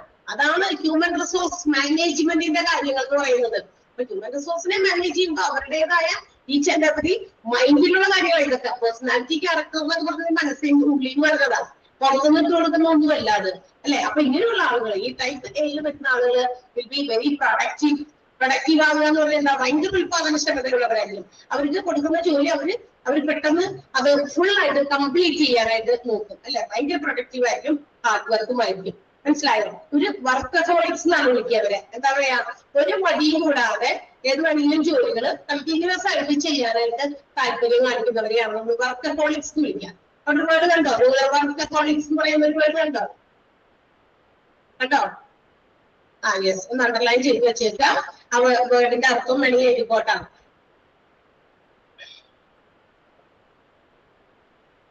People who do work continuously. People who do work continuously. അതാണ് അതിന്റെ അർത്ഥം. അധികം ജോലികൾ എത്ര ഭാരപ്പെട്ട ജോലിയാണെങ്കിലും കണ്ടിന്യൂസ് ആയിട്ട് ചെയ്യാൻ താല്പര്യമുള്ള ആളുകളായിരിക്കും ഈ ടൈപ്പ് എയിൽ വരുന്ന ആളുകൾ കേട്ടോ. അവർക്ക് ഇനി ഇവരുടെ ഒരു നെഗറ്റീവ് സൈഡ് എന്താണെന്ന് വെച്ചിട്ടുണ്ടെങ്കിൽ ഈ ടൈപ്പ് എയിൽ വരുന്ന ആളുകളുടെ കുറച്ച് നെഗറ്റീവ് ആയിട്ടുള്ള സൈഡ് എന്ന് പറഞ്ഞാൽ ഇവര് എന്താ പറയാ ഒരു ടീം പ്ലെയേഴ്സ് ആണോ എന്ന് ചോദിച്ചു കഴിഞ്ഞാൽ ബുദ്ധിമുട്ടാണ്. ടീമായിട്ടൊക്കെ ജോലി ചെയ്യാനേ അവർക്ക് ബുദ്ധിമുട്ടാണ്. Because they are having super competitive nature. കാരണം ടീമായിട്ട് പ്രവർത്തിക്കാൻ താല്പര്യം ഉണ്ടാവില്ല. അവര് കോമ്പറ്റീറ്റീവ് ആണ്, സൂപ്പർ കോമ്പറ്റീറ്റീവ് ആണ്. ഞാൻ ഏറ്റവും ഉയർത്തെത്തണം, ഞാൻ ഇവിടുത്തെ വലിയ ആളാവണം. വലിയ ആൾ മീൻസ് എന്റെ പെർഫോമൻസിലൂടെ എന്റെ വലുപ്പം എനിക്ക് കാണിക്കണം, മറ്റുള്ളവരെയൊക്കെ താഴ്ത്താക്കി എനിക്ക് മുകളിലേക്ക് പോകാനായിട്ട് പറ്റുന്ന ആളായിട്ട്. അങ്ങനെയുള്ളവര് തീർച്ചയായിട്ടും ടീമായിട്ട് ജോലി ചെയ്യാൻ തയ്യാറാവില്ല. കാര്യം മനസ്സിലാവുന്നുണ്ടോ നിങ്ങൾക്ക്? അതാണ് ഈ ടീം സോറി ടൈപ്പ് എയുടെ ഏറ്റവും പ്രധാനപ്പെട്ട ഒരു നെഗറ്റീവ് സൈഡ് എന്ന് പറയുന്നത്. അപ്പൊ ഒരു ഓർഗനൈസേഷനിൽ എംപ്ലോയീസ് എല്ലാ കുറെ ആൾക്കാരുണ്ടായിരിക്കും. എന്റെ ഒപ്പം വർക്കറായിട്ട് എന്റെ ഒപ്പം തന്നെ നിൽക്കുന്ന വേറെ എംപ്ലോയീസ് ഉണ്ടായിരിക്കും. പക്ഷെ എനിക്ക് അവരെ ടീമിൽ ചേർക്കാൻ താല്പര്യമില്ല. ഞാൻ ഒറ്റയ്ക്ക് ചെയ്യും, because I am super competitive. ഞാൻ എന്ത് ചെയ്യും, എനിക്ക് ഈ മറ്റുള്ളവരെ പോലെ ആവണ്ട, ഞാൻ എന്റേതായ രീതിയിൽ ഇതാക്കി ഞാൻ എന്റെ പെർഫോമൻസ് പുറത്തു കൊണ്ടുവന്ന് എനിക്ക് ടോപ്പാകണം, മറ്റുള്ളവരെയൊക്കെ താഴെയാക്കിയിട്ട് എനിക്ക് മുൻപന്തിയിലെത്തണം. അല്ലെ, ഓട്ട മത്സരമൊക്കെ നടത്തുമ്പോൾ ഒരാൾ മുന്നിൽ ഓടിയെത്തില്ലേ, അതുപോലെ തന്നെ ഇവിടെ പെർഫോമൻസിലൂടെ എന്റെ ആ top high quality of productivity എനിക്ക് പുറത്തു കൊടുക്കണം. അല്ലെ, ഓർഗനൈസേഷൻ. അതാണ് ഇതിന്റെ പ്രത്യേകത. അപ്പൊ ടീമായിട്ട് പ്രവർത്തിക്കാൻ ഒരു താല്പര്യം ഉണ്ടാവില്ല. ഇങ്ങനെയുള്ളവര് അപ്പൊ എന്തായിരിക്കും അറിയാമോ, ഇവരെ മറ്റുള്ളവരുമായിട്ട് നമുക്ക് കമ്പയർ ചെയ്യാനും പറ്റൂല. കാരണം ഇവര് സൂപ്പറായിട്ട് ഇങ്ങനെ പ്രൊഡക്റ്റീവ് ആയിട്ട് ഇങ്ങനെ നിൽക്കാറില്ല എപ്പോഴും. അപ്പൊ അതുകൊണ്ട് ഇവരെ കുറിച്ച് നമുക്ക് വലിയ ജഡ്ജ്മെന്റ് ഒന്നും നടത്തേണ്ട ആവശ്യമില്ല. കാരണം അവരവരെ ഒറ്റയ്ക്കാ ചെയ്യുന്നത്. അപ്പൊ അവരെ നമുക്ക് ജഡ്ജ് ചെയ്യേണ്ട ആവശ്യമില്ല. താഴെ ഉള്ളവരെ മാത്രമേ ബാക്കിയുള്ളവരെ അസിസ്റ്റ് ചെയ്താൽ മതി. അതോടൊപ്പം തന്നെ കുറച്ച് ഇറിറ്റബിൾ ആണ് ഇവര്. എന്ന് വെച്ചിട്ടുണ്ടെങ്കിൽ മറ്റുള്ളവരോടൊന്നും ചെയ്യില്ലല്ലോ. അപ്പൊ അതുകൊണ്ട് തന്നെ മറ്റുള്ളവർക്ക് ഇവരോട് ഇങ്ങനെ മിങ്കിൾ ചെയ്യാനൊക്കെ പറ്റുന്നില്ല. അപ്പൊ ആണ് ഇറിറ്റേഷൻ. ഇയാള് എപ്പോഴും ആളുടെ ഇത് കാണിക്കുന്നു എന്നുള്ളത് മറ്റുള്ള എംപ്ലോയീസിന് കൂടി ചിന്ത വരും. അപ്പൊ ഒരു വ്യക്തിയെ ഒരു പ്രത്യേക രീതിയിലായിരിക്കും ആളുകള് മറ്റുള്ള എംപ്ലോയീസ് ഒക്കെ നോക്കിയതാണ്. ആ ഒരു ഇറിറ്റേഷൻ കൂടി ഇവർക്ക് ഉണ്ട് എന്നുള്ളത്. അതായത് ഇവരുടെ നെഗറ്റീവ് ആയിട്ടുള്ള സൈഡ് പറയുകയാണെങ്കിൽ അതാണ്. പക്ഷെ പോസിറ്റീവ് സൈഡ്സ് നോക്കുമ്പോൾ അവര് ഓർഗനൈസേഷന് വേണ്ടി ദേ ആർ വർക്കിംഗ് ഹാർഡ്. അല്ലെ, വർക്കഹോളിക്സ് ആണ്. ഒരു നന്നായി ജോലി ചെയ്യുന്നുണ്ട്, ഒത്തിരി പ്രൊഡക്ടിവിറ്റി കൊണ്ടുവരാൻ ആഗ്രഹിക്കുന്നുണ്ട്, അതല്ലേ. അപ്പൊ അങ്ങനെ വരുമ്പോ അവർക്ക് ഏറ്റവും കൂടുതൽ പ്രൊഡക്ടിവിറ്റി കൊണ്ടുവരാൻ ഓർഗനൈസേഷന്റെ ഡെവലപ്മെന്റിന് ഉള്ള കാര്യങ്ങളൊക്കെ ഇവർ ചെയ്തു കൊടുക്കുന്നുണ്ട്. അപ്പൊ അതൊക്കെ പോസിറ്റീവ്സ് ആണ്. നെഗറ്റീവ്സ് ആണെങ്കിൽ ഇതായിരിക്കും ഉണ്ടാകുന്നത്. മനസ്സിലായോ? Type A people tend to be very productive and work very hard. അതുകൂടി ഒന്ന് അണ്ടർലൈൻ ചെയ്ത് കേട്ടാ.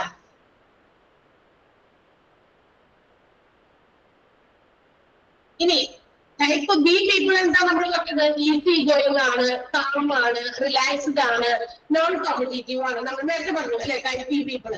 ടൈപ്പ് ബി പീപ്പിൾ എന്ന് പറയുന്നത് കാമായിട്ട് വളരെ എന്താ പറയാ സ്ട്രിക്റ്റഡ് ആയിട്ട് ആളുകളോടൊക്കെ മിങ്കിൾ ചെയ്ത് ടീമായിട്ടൊക്കെ ജോലി ചെയ്യും. കാരണം വെച്ചാൽ ഒറ്റയ്ക്ക് നിന്ന് ജോലി ചെയ്യുന്നതിന് വലിയ കോമ്പറ്റീഷൻ ഒന്നും ഇല്ലാതെ ഇവര് എന്ത് ചെയ്യുന്നു, ടീമായിട്ടൊക്കെ നിന്ന് ജോലി ചെയ്യും. അപ്പൊ അതുകൊണ്ട് ഈ പറയുന്ന വിഭാഗത്തിൽ വരുന്ന ആളുകൾ ടീം ബി പീപ്പിള് എന്തായിരിക്കും അറിയാമോ, അവര് അവരുടെ കോംപ്ലക്സ് ആയിട്ടുള്ള ഭയങ്കര പാടുള്ള ജോലിയൊക്കെ അവർ ഏറ്റെടുക്കും. പക്ഷെ ആ ഏറ്റെടുക്കുമ്പോൾ ജഡ്ജ്മെന്റ്, ഇത് ശരിയാണോ തെറ്റാണോ, ആ ചെയ്യുന്ന രീതിയൊക്കെ ഓക്കെ ആണോ എന്നൊക്കെ അറിഞ്ഞ് മനസ്സിലാക്കി മുന്നോട്ട് പോകുന്നു. മറ്റേത് എന്ന് പറഞ്ഞാൽ ഒരൊറ്റ തുടങ്ങുന്നതും അവസാനിക്കുന്നതും ആയിരിക്കും കാണുന്നത്. കാരണം അവരെ വേറെ ആരെയും കൂട്ടുന്നില്ല, ഒരുമിച്ച് ആരുടെയും കൂടെ പ്രവർത്തിക്കാത്തത് കൊണ്ട് ഒറ്റയ്ക്ക് അവരവർ ചെയ്യുന്ന പ്രവൃത്തി അവസാനം വരെ കൊണ്ടെത്തിക്കും. പക്ഷെ ടീം ബി ടൈപ്പ് ബി ആളുകൾ എന്ന് പറയുമ്പോൾ അവർ ചെയ്ത ജോലി വട്ടവർ എത്ര കോംപ്ലക്സ് ആയിട്ടുള്ള ടാസ്കോ ആണെങ്കിൽ അവരെന്ത് ചെയ്യും, അത് ചെയ്യും. പക്ഷെ അത് ചെയ്യുമ്പോൾ അവർക്ക് ജഡ്ജ്മെന്റ് ആവശ്യമുണ്ട്. കറക്റ്റ് ആക്യുറേറ്റ്ലി അവരത് കൃത്യമായിട്ട് ചെയ്തിട്ടുണ്ടോ എന്ന് അവർ ചോദിച്ച് അക്യുറസി അവർക്ക് വളരെ ഇമ്പോർട്ടന്റ് ആണ്. ഈ ടൈപ്പ് ബി പീപ്പിളിന് ഞാൻ ചെയ്തത് ശരിയാണ്, അപ്പൊ ശരിയാണെന്നുള്ള ഉറപ്പും മറ്റുള്ളവർക്ക് കിട്ടിയതിനു ശേഷം മാത്രമേ ബാക്കി മുന്നോട്ട് പോകുന്നുള്ളൂ. മനസ്സിലായോ? അവിടെ സ്പീഡിനല്ല ഇവർക്ക് പ്രാധാന്യം. ഇവർക്ക് അക്യുറേറ്റ്ലി. അതാണ് ഇവരുടെ പ്രത്യേകത ടൈപ്പ് ബി. മാത്രമല്ല ഇവർക്ക് അന്നേരം എന്താണ് ആവശ്യം, ഒരു ഒറ്റയ്ക്കൊറ്റയ്ക്കുള്ള ജോലി ചെയ്യലല്ല, ടീം വർക്കാണ്. അപ്പൊ ടൈപ്പ് ബിയില് മറ്റേ ടൈപ്പ് എക്ക് ഉണ്ടായിരുന്ന പോരായ്മകൾ, ലിമിറ്റേഷൻസ് നമ്മൾ പറഞ്ഞ നെഗറ്റീവ് സൈഡ്, ആ നെഗറ്റീവ് സൈഡുകൾ ഇവർക്ക് ശരിക്കും പറഞ്ഞാൽ പോസിറ്റീവ് സൈഡായിട്ടായിരുന്നു എടുക്കുന്നത് ടൈപ്പ് ബി എന്ന് പറയുന്നത്. C they are doing complex ആയിട്ടുള്ള ടാസ്കുകൾ ചെയ്യുന്നുണ്ട് വിത്ത് ബെറ്റർ ജഡ്ജ്മെന്റ്. നല്ല രീതിയിൽ ജഡ്ജ്മെന്റോട് കൂടി അവർ ചെയ്യുള്ളൂ. അക്യുറസി ആണ് അവർക്ക് ലക്ഷ്യം, സ്പീഡ് അല്ല, അല്ലെ. And also they encourage team work. അവർക്ക് ടീം വർക്ക് എൻകറേജ് ചെയ്യുന്നതും ഇഷ്ടമാണ്. ടൈപ്പ് ബി സെന്റൻസ് ഒന്ന് അണ്ടർലൈൻ ചെയ്യാം. Type B people do better on complex tasks requiring judgment, accuracy rather than speed and teamwork. And yes.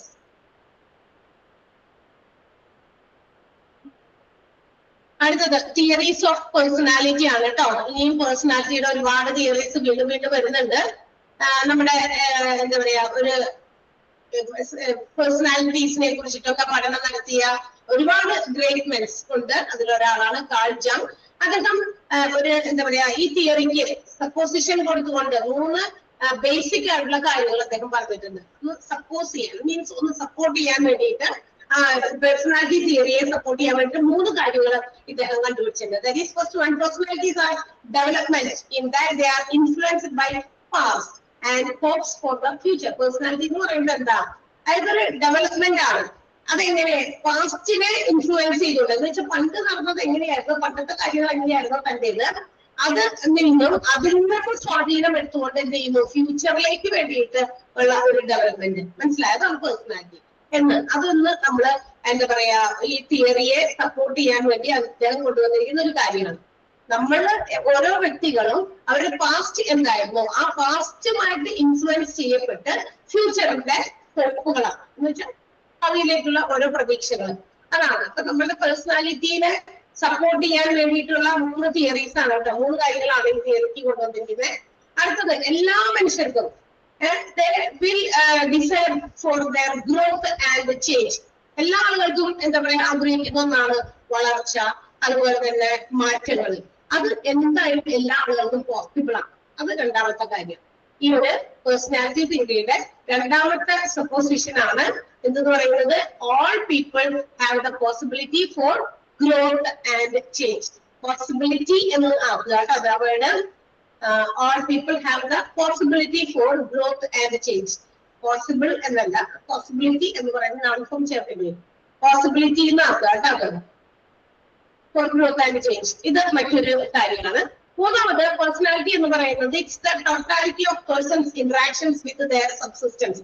ഓരോ വ്യക്തികളും അത് ഏതൊക്കെ സിസ്റ്റംസുമായിട്ട് communicate ചെയ്യുന്നോ, ഇന്ററാക്ട് ചെയ്യുന്നോ, അതിന്റെ ഒരു ആകെത്തുകയാണ്. നമ്മളിപ്പോ നമ്മുടെ കൂട്ടുകാരോട് എങ്ങനെ ചേരുന്നു, നമ്മുടെ ഫാമിലി മെമ്പേഴ്സിനോട് നമ്മൾ എങ്ങനെ ഇന്ററാക്ട് ചെയ്യുന്നു, നമ്മുടെ സമൂഹത്തോട്, വർക്കിംഗ് ഇൻ ആൻ ഓർഗനൈസേഷൻ, ഒരു ബിസിനസ് ഓർഗനൈസേഷനിൽ ജോലി ചെയ്യുമ്പോൾ അവരുടെ മറ്റ് എംപ്ലോയീസിനോട് നമ്മൾ എങ്ങനെ ഇന്ററാക്ട് ചെയ്യുന്നു, അതിന്റെയൊക്കെ ഒരു ആകെത്തുക, ഒരു സം ടോട്ടൽ എന്ന് വിളിക്കാം എന്ത് നമ്മുടെ പേഴ്സണാലിറ്റിയെ.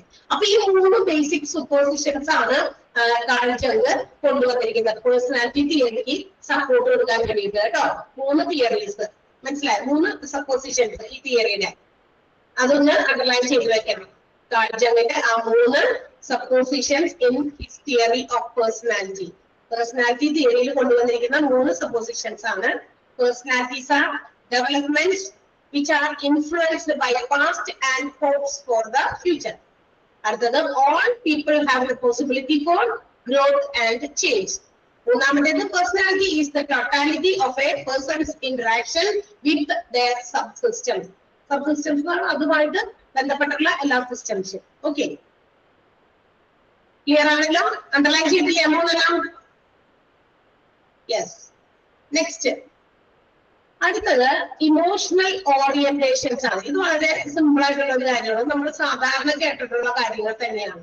നമ്മൾ പേര് കേൾക്കുമ്പോൾ ഇമോഷണൽ ഓറിയന്റേഷൻസ് ഇമോഷണൽ അറേഞ്ച്മെന്റ് ആണ്. നമ്മളുടെ ഓരോ മനുഷ്യന്റെ ഇമോഷൻസ്, വികാരങ്ങളുടെ ഓരോ അറേഞ്ച്മെന്റ് ഉണ്ട്. എല്ലാവരുടെയും വികാരങ്ങൾ ഒരുപോലെ അല്ല അറേഞ്ച് ചെയ്ത് വെച്ചിരിക്കുന്നത്. നമ്മൾ ജനിച്ചപ്പോ നമ്മൾ ജനിച്ചു വീണപ്പോ നമ്മളുടെ ഓരോ മനുഷ്യരുടെയും വികാരങ്ങൾ ഓരോ രീതിയിലാണ് അറേഞ്ച് ചെയ്ത് വെച്ചിരുന്നത് അല്ലെ. അപ്പൊ അതിനെ കുറിച്ചിട്ട് നമ്മുടെ ജങ് വീണ്ടും കാൾ ജങ് എന്തൊക്കെയോ കാര്യങ്ങൾ കണ്ടെത്തിയിട്ടുണ്ട്. ആ ബേസിസിൽ he divided or classified 2 basic orientations in people. ആളുകളിൽ 2 രീതിയിലുള്ള അറേഞ്ച്മെന്റ് ഉണ്ടെന്ന് പുള്ളി കണ്ടെത്തി. അത് കണ്ടെത്തി കാൾ ജങ് കണ്ടെത്തി. വീണ്ടും അതായത് ഇമോഷണൽ ഓറിയന്റേഷൻ, മനുഷ്യന്മാരിലെ ഇമോഷണൽ ഓറിയന്റേഷൻസ് 2 രീതിയിൽ സെറ്റ് ചെയ്ത് അറേഞ്ച് ചെയ്തതാണ് നമ്മളിങ്ങനെ സൃഷ്ടിച്ചറിയുന്നത്. മനസ്സിലായോ? അത് ഏതൊക്കെയാ? ഒന്ന് എക്സ്ട്രോവേർഷനും മറ്റൊന്ന് ഇൻട്രോവേർഷനും. ഈ വേർഡ് കേട്ടിട്ടില്ലെങ്കിലും എക്സ്ട്രോവേർഷനും ഇൻട്രോവേർഷനും കേട്ടിട്ടില്ലെങ്കിലും നമ്മൾ മറ്റൊന്ന് കേട്ടിട്ടുണ്ടാവും, എക്സ്ട്രോവേർട്ടും ഇൻട്രോവേർട്ടും. നമ്മുടെ കുട്ടികളുടെ ഇടയിലുള്ള ഭാഷയായിരുന്നു. ഇപ്പൊ കൂടുതലും കുട്ടികൾ ഉപയോഗിക്കുന്ന ഭാഷയാണ്. എല്ലാ വീട്ടിലും നമ്മൾ ഇരുന്നുകാരും വരുമ്പോഴേ കൊച്ചുങ്ങളെ വിളിച്ചു കഴിഞ്ഞിട്ടുണ്ടെങ്കിൽ ഒന്ന് വന്നതേ വന്നിരുന്നു തലയിൽ കാണിച്ചിട്ട് പോടാ പോടി എന്നൊക്കെ പറഞ്ഞിരുമ്പോ ഒരു രണ്ട് ടൈപ്പായി. ഇപ്പോഴത്തെ വീടുകളിലുള്ള പ്രത്യേകതയില്ലേ ഞാനത് നോട്ടീസ് ചെയ്യാറുണ്ട്. രണ്ടുപേരും ഒരേപോലെ വളരെ റയറായിട്ടേ കാണാൻ പറ്റുള്ളൂ. അതായത് ഫിസിക്കൽ അപ്പിയറൻസ് അല്ല, സ്വഭാവത്തിന്റെ കാര്യത്തിലേ ഒരു വീട്ടിൽ 2 കുട്ടികളുണ്ടെങ്കിൽ രണ്ടുപേരും ഒരുപോലെ കാണാനായിട്ട് ഭയങ്കര റയറാണ്. രണ്ടുപേരും ഒരേപോലെയാണ്, രണ്ടുപേരും ഒരേപോലെ തന്നെയാണെന്ന് ഇതുവരെയും അങ്ങനെ പാരന്റ്സ് പറഞ്ഞത് അധികം നമുക്ക് കേട്ടുകേൾവിയില്ല. അതേസമയം ഒരു ഇല്ലേ, ഓ അവനാ അങ്ങനെ അവള് അതിന്റെ ഡിഫറെന്റാ, അതിനേക്കാളും ഓപ്പോസിറ്റാ എന്നാണ് പല പാരന്റ്സ് നമുക്ക് പറയുന്ന കാര്യങ്ങൾ അല്ലെ. ചേട്ടൻ ഇഷ്ടം പോലെ കേട്ടിട്ടുണ്ട്. ഒരുപാട് കുട്ടികളായിട്ട് കാണുന്ന ഒരാളായതുകൊണ്ടാണ് ഞാൻ പറയുന്നത്. പാരന്റ്സ് നമ്മളോട് ഒരുപാട് സംസാരിക്കാറുള്ളത് അതുകൊണ്ടാണ് പറയുന്നത്. ആണ് ഭയങ്കര ആക്റ്റീവ്. പിന്നെ ഞാനും എനിക്കും അറിയാം അത് തന്നെയാണ്. എന്റെ വീട്ടിലുണ്ട് 2 എണ്ണം, ഒരു മോനും ഒരു മോളും ഉണ്ട്. അപ്പൊ ഇവർ രണ്ടുപേരും വേറെ എൻറ്റയർലി ഡിഫറൻസ്. ചില കാര്യങ്ങളിലൊക്കെ സാമ്യതകൾ ഉണ്ടായിരിക്കും, പക്ഷെ പല കാര്യങ്ങളിലും വ്യത്യാസങ്ങളും ഉണ്ടാകുന്നു. എന്ന് വെച്ചാൽ അപ്പൊ വിചാരിക്കും ഒരേ പാരന്റ്സിന്റെ മക്കളല്ലേ അവര്, പിന്നെ അതുകൊണ്ട് അവർക്ക് അങ്ങനെ വ്യത്യസ്തമായ സ്വഭാവം, ഒരു കൂട്ടർക്ക് ഇന്നത് ഒരു കൂട്ടർക്ക് ഇന്നത് അങ്ങനെയൊക്കെ അല്ലെ. അപ്പൊ നമ്മൾ സംസാരിക്കുന്ന സമയത്ത് ഈ കുട്ടികളിൽ ഇങ്ങനെയുള്ള വ്യത്യാസങ്ങൾ നമ്മൾ കാണും.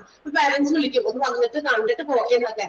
അപ്പൊ കുട്ടികൾ എന്ന് സ്വയം പറയുന്നത് അമ്മ അങ്ങനെയൊക്കെ വിളിക്കുന്നേ, ഞാൻ ഇൻട്രോവേർട്ട്, എനിക്ക് പറയാനായിട്ട് എനിക്ക് മടിയുണ്ട് എന്നൊക്കെ കുട്ടികൾ പറയും. എന്റെ മോൻ അങ്ങനെ പറയേ, മോൻ അങ്ങനെയാണ്, മോൾ അങ്ങനെയല്ല. അത് ഇങ്ങനെ ഭയങ്കര സോഷ്യൽ എന്താ പറയാ, പെട്ടെന്ന് ഇന്ററാക്ട് ചെയ്യുന്ന ആളാണ്. എന്നെ കളിയാണ്, പെട്ടെന്ന് ഇന്ററാക്ട് ചെയ്യും. ആരെങ്കിലും കണ്ടു കഴിഞ്ഞാൽ പെട്ടെന്ന് സംസാരിക്കുക, അതുമായിട്ട് ഭയങ്കര അങ്ങനെയാണ്.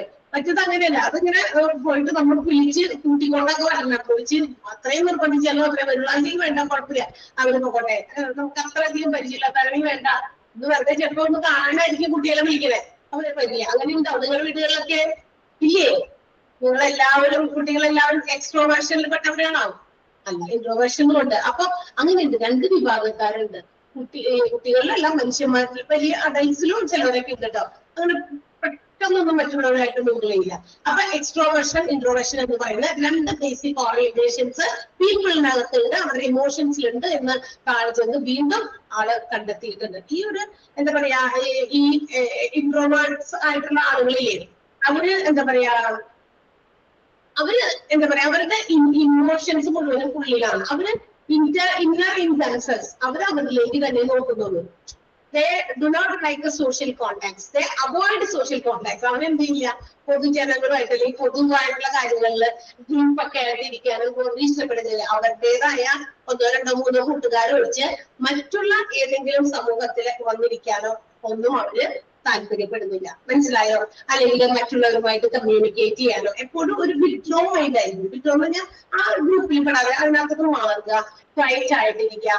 സോളിറ്റ്യൂഡിനെ ഇഷ്ടപ്പെടുന്നവരാണ്. സോളിറ്റ്യൂഡിന്റെ ഏകാന്തത ഇഷ്ടപ്പെടുന്ന. അപ്പൊ ഇങ്ങനെ ഒരുപാട് കാര്യങ്ങളുണ്ട് നമ്മുടെ ഇൻട്രോവേർഷനില്, അല്ലെങ്കിൽ ഇൻട്രോവേർട്ട് ആയിട്ടുള്ള ആളുകളില്. അത് നമുക്ക് കണ്ടാൽ മനസ്സിലാകും.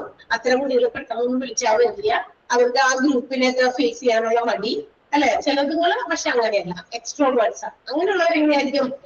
ഫ്രണ്ട്ലി ആയിരിക്കും, പെട്ടെന്ന് ഫ്രണ്ട്ലി ആയിരിക്കും.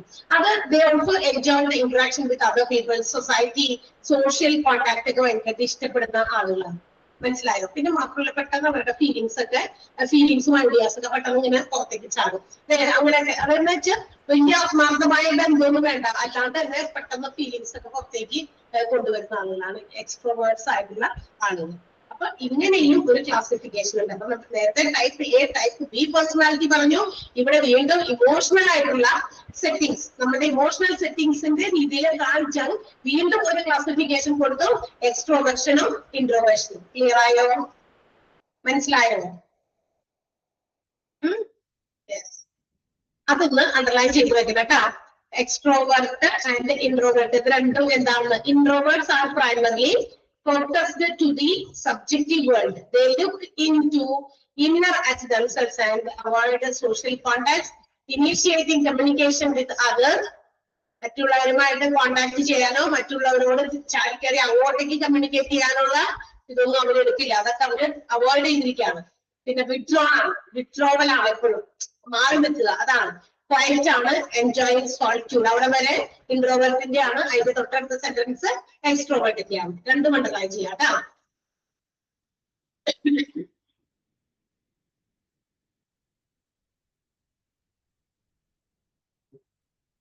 ചെയ്തല്ലോ.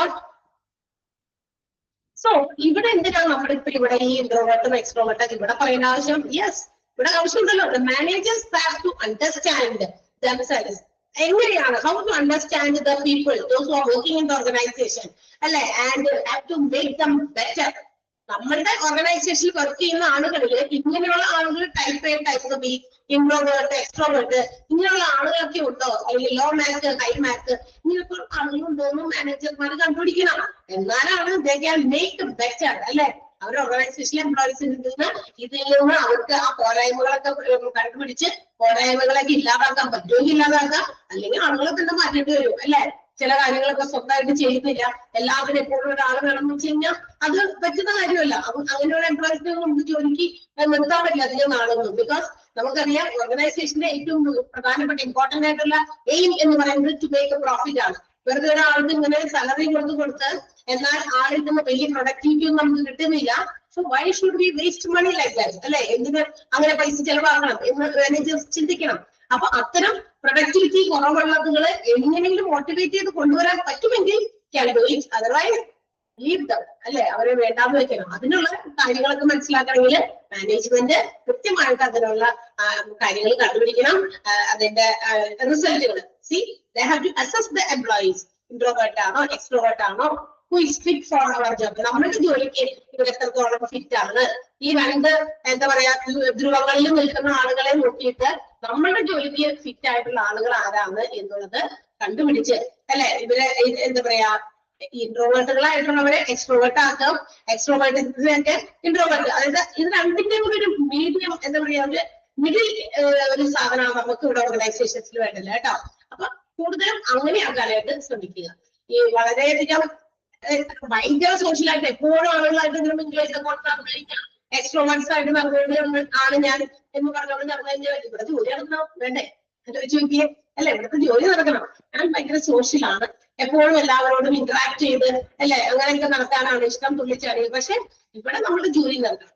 സോ അതുകൊണ്ട് അത്രയും എക്സ്ട്രീം ലെവലിലേക്കുള്ള എക്സ്ട്രോവേർട്ടുകൾ വേണ്ട.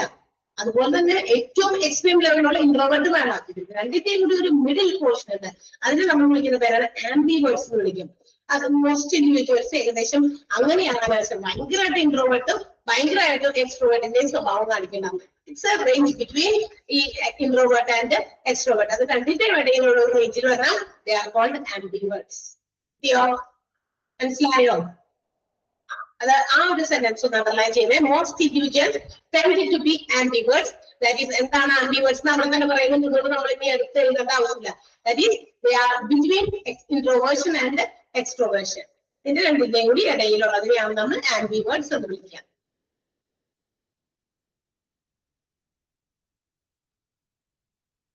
യെസ്. അപ്പൊ നമുക്കിനി അങ്ങനെയാണെങ്കിൽ ഇവർ തമ്മിൽ എന്തൊക്കെ വ്യത്യാസമുണ്ട്, എക്സ്ട്രോവേർട്സും ഇൻട്രോവേർട്സും. ഞാൻ നേരത്തെ പറഞ്ഞല്ലോ അതിനെ കുറിച്ച് വിശദമായിട്ട് പറയുന്നുണ്ടെന്ന്. അതുകൊണ്ടാണ് പിന്നെ നമ്മൾ അവിടെ ഇടയ്ക്ക് കയറി കുറെ പറയേണ്ട ആവശ്യമില്ല. ബിക്കോസ് ഇതിവിടെ വളരെ ഭംഗിയായിട്ട് ഇവിടെ എഴുതി വെച്ചിട്ടുണ്ട്. നമുക്ക് തന്നെ വായിച്ചാലും മനസ്സിലാകും. എക്സ്ട്രോവേർട്സ് ഇൻട്രോവേർട്സ് രണ്ട് കോളംസ് ആയിട്ട് ക്ലാസിഫൈ ചെയ്ത് ഇവര് തമ്മിലുള്ള കമ്പാരിസണോ അല്ലെങ്കിൽ വ്യത്യാസം ഡിസ്റ്റിങ്ഷനോ എന്താണ് നമുക്ക് നോക്കാം. ഫസ്റ്റ് വൺ, എക്സ്ട്രോവേർട്സിന് likes variety and action. Variety ഇഷ്ടപ്പെടുന്നവരാണ്, ഭയങ്കരമായിട്ട് ആക്റ്റീവ് ആയിരിക്കും, ആക്ടിവിറ്റി കൂടുതൽ ചെയ്യാൻ ആഗ്രഹമുള്ളവരാണ് എക്സ്ട്രോവേർട്സ്. മറ്റവരെ എങ്ങനെ അവനവന്റെ കാര്യം നോക്കി ഒതുങ്ങി കൂടി പുറത്തൊന്നും അറിയാതെ ആരോടുമായിട്ട് മിങ്കിൾ ചെയ്യാതൊക്കെ നിൽക്കുന്നവരാണ് അല്ലെ. അപ്പൊ അതുകൊണ്ട് എക്സ്ട്രോവേർട്സിന് ഭയങ്കര വെറൈറ്റി ആണ്, അവർ ഇഷ്ടപ്പെടുന്നവരാണ്, അവർ ഭയങ്കര ആക്റ്റീവ് ആയിരിക്കും. ഇൻട്രോവേർട്സ് അതിന്റെ ഓപ്പോസിറ്റ് ആണ്. They like quiet for concentration. അവർക്ക് ഭയങ്കര ഒച്ചപ്പാടും ബഹളം അങ്ങനെയുള്ള അന്തരീക്ഷമൊന്നും പറ്റില്ല.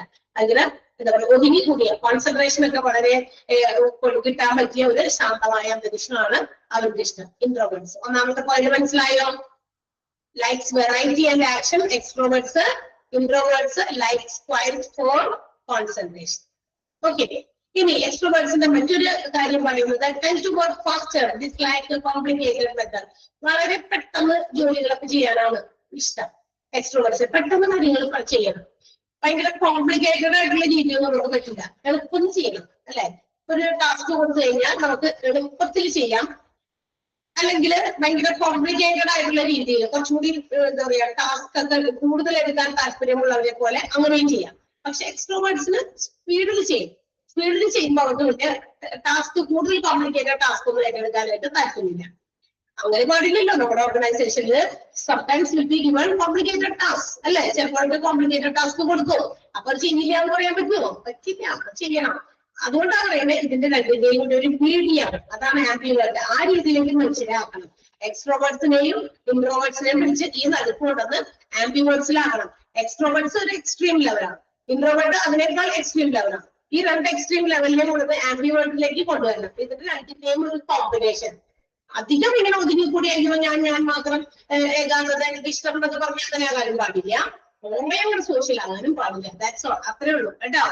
അപ്പൊ ഇവിടെ എന്താ പറയാ, ഫാസ്റ്റർ ആയിട്ട് ചെയ്യാനാണ് ഇഷ്ടം. കോംപ്ലിക്കേറ്റഡ് വർക്ക്സ് ചെയ്യാൻ ഭയങ്കര മടിയായിരിക്കും. ഇവിടെ എന്താണ്, കെയർഫുൾ ആയിട്ട് വളരെ എന്താ പറയാ ശ്രദ്ധയോടെ വളരെ ഡീറ്റെയിൽഡ് ആയിട്ട് ഓരോ കാര്യങ്ങളും ചെയ്യാനാണ് താല്പര്യം. അതായത് പൊതുവായ കാര്യങ്ങളെക്കാളും ജനറൽ ആയിട്ടുള്ള കാര്യങ്ങളൊക്കെ അവർക്ക് ഭയങ്കര താല്പര്യപ്പെടുന്നതാണ്. കാരണം അവർ സോഷ്യൽ ആയിട്ടുള്ള ആക്ടിവിറ്റീസ് ചെയ്യാൻ ആഗ്രഹിക്കുന്നില്ലല്ലോ. അപ്പൊ ജനറൽ ആയിട്ടുള്ള കാര്യങ്ങൾ ഇഷ്ടപ്പെടുന്നില്ല. വളരെ കെയർഫുൾ ആയിട്ട് ഡീറ്റെയിൽഡ് ആയിട്ട് ഓരോന്നും മുക്കും മൂലയൊക്കെ ചിലഞ്ഞ് നോക്കി ഒക്കെ പതുക്കെ ചെയ്യുള്ളൂ. അപ്പൊ ഇവിടെ ഫാസ്റ്റ് ആയിരിക്കില്ല. ഇവിടെ കുറച്ച് ആക്ടിവിറ്റി സ്ലോ ആയിരിക്കും അല്ലെ. ഇൻട്രോവേർട്സിൽ സ്ലോ ആക്ഷനെ നടക്കുള്ളൂ, അവിടെ ഫാസ്റ്റർ ആക്ഷൻ നടക്കും. ഒന്നാമത് നമ്മുടെ എക്സ്ട്രോവേർട്സിൽ. ക്ലിയർ ആയോ?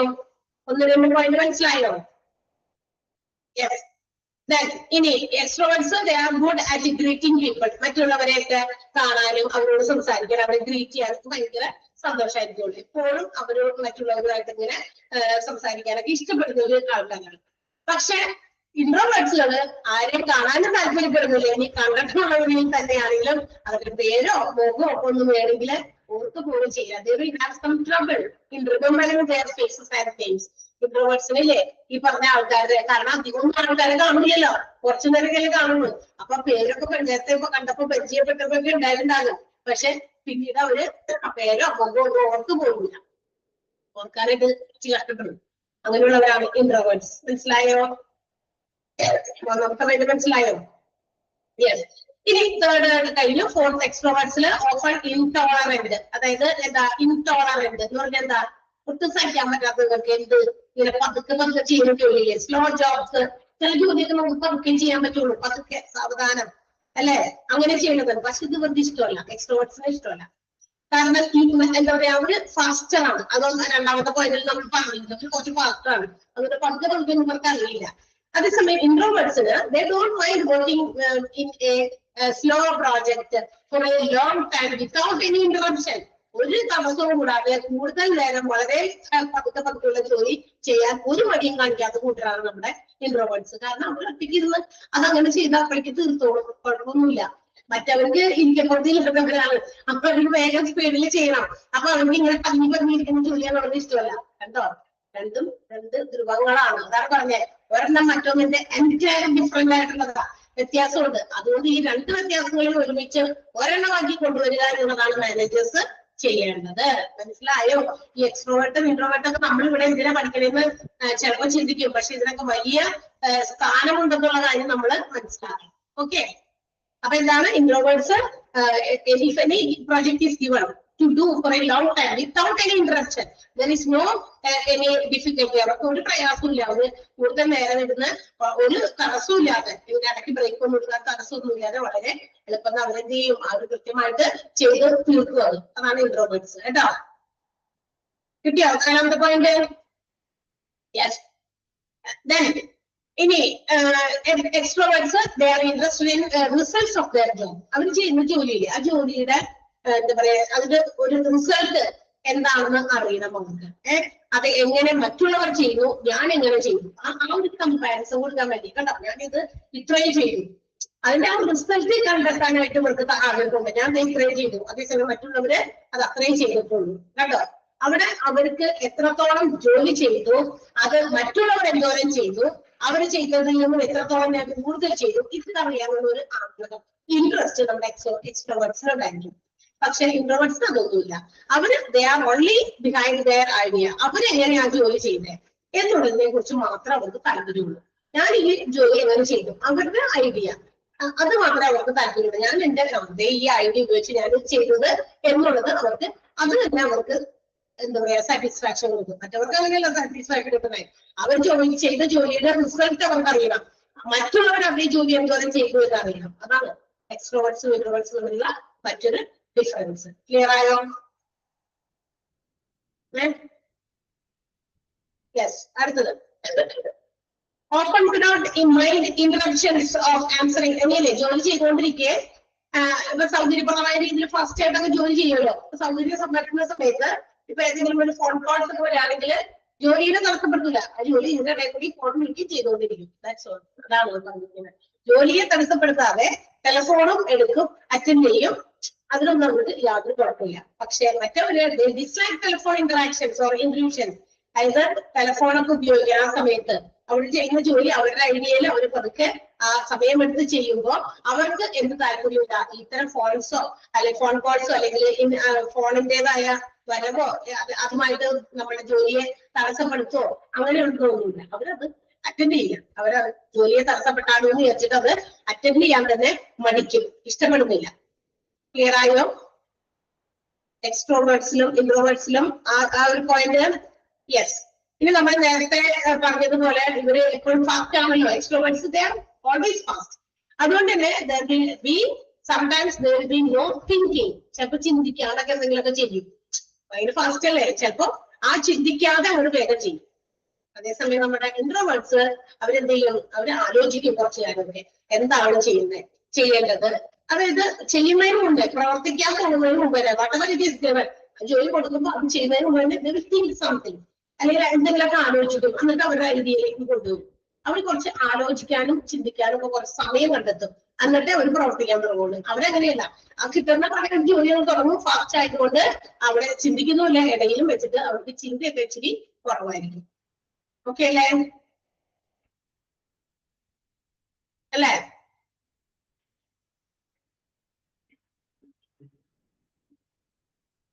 അടുത്തത് എക്സ്ട്രോവേർട്സ് ഒരു സോഷ്യൽ കോണ്ടാക്ട് ഒക്കെ ഇഷ്ടപ്പെടുന്ന, സോഷ്യൽ കമ്മ്യൂണിക്കേഷൻ ഒക്കെ ഇഷ്ടപ്പെടുന്ന ആളല്ലേ. അതുകൊണ്ട് കൂടെയൊക്കെ കുറച്ച് ആൾക്കാരൊക്കെ എന്തെങ്കിലും കുഴപ്പമില്ല, ഒപ്പൊക്കെ നിന്ന് വർത്താനൊക്കെ പറഞ്ഞ് സ്പീഡായിട്ട് അങ്ങനെ ചെയ്യും. സ്പീഡിൽ വർത്താനമൊക്കെ പറഞ്ഞ് ചെയ്യുമ്പോഴൊക്കെ ചിലപ്പോൾ തെറ്റൊക്കെ പറ്റാൻ സാധ്യതയുണ്ട്. അപ്പൊ അതും കുറച്ച് പ്രശ്നമാണ്.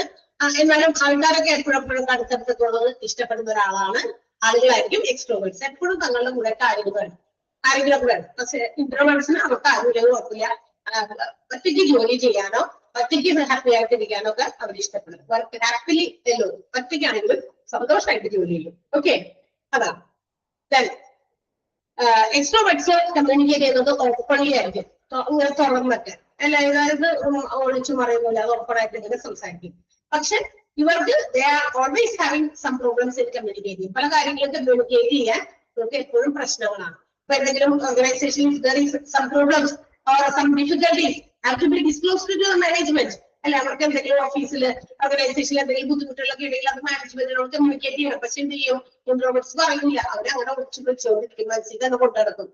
പറഞ്ഞാലല്ലേ അറിയുള്ളൂ അല്ലെ, ഞങ്ങൾക്ക് ഇങ്ങനെ പ്രശ്നമുണ്ട്, സോ അതെങ്ങനെയെങ്കിലും സോൾവ് ചെയ്യണം എന്നൊക്കെ പറയുകയാണെങ്കിൽ അത് പറയുമ്പോഴേ അറിയുള്ളൂ. പക്ഷെ അവരെന്ത് ചെയ്യും? അത് കൂടെ കൊണ്ടുനടക്കും, പറയാതെ അറിയിക്കാതെ ഒക്കെ കൊണ്ടുനടക്കും. സോ അതും പാടില്ല. അത് പറഞ്ഞാലാണ് മാനേജ്മെന്റിന് മനസ്സിലാക്കാൻ പറ്റുക. മനസ്സിലായോ? These are the important difference between introverts and extroverts. എക്സ്ട്രോവേർട്സും ഇൻട്രോവേർട്സും തമ്മിലുള്ള വ്യത്യാസങ്ങളാണ് നമ്മളിപ്പോ കണ്ടത്. മനസ്സിലായില്ലേ? ഈ പട്ടിയില് നമുക്ക് ഒന്ന് എന്താ പറയാ, നിങ്ങൾ നന്നായി പഠിച്ചു വെച്ചേക്കണം. കാരണം എന്താണെന്ന് വെച്ചിട്ടുണ്ടെങ്കിൽ ഇപ്പൊ ഏതെങ്കിലും ഒരു പോയിന്റ് പറഞ്ഞിട്ട് അത് എക്സ്ട്രോവേർട്സിലാണോ ഇൻട്രോവേർട്സിലാണോ വരാമെന്നൊക്കെ ചോദിക്കും കേട്ടോ. ഇത് ആരുമായി ബന്ധപ്പെട്ടതാ? എക്സ്ട്രോവേർട്സുമായിട്ട് ബന്ധപ്പെട്ടതാണോ ഇൻട്രോവേർട്സുമായിട്ട് ബന്ധപ്പെട്ടതാണോ എന്നൊക്കെ ചോദിക്കാൻ സാധ്യതയുണ്ട്. അതുകൊണ്ട് ആ പോയിന്റുകൾ ഒന്ന് നന്നായിട്ട് മനസ്സിൽ പഠിച്ച് വെക്കണം കേട്ടോ.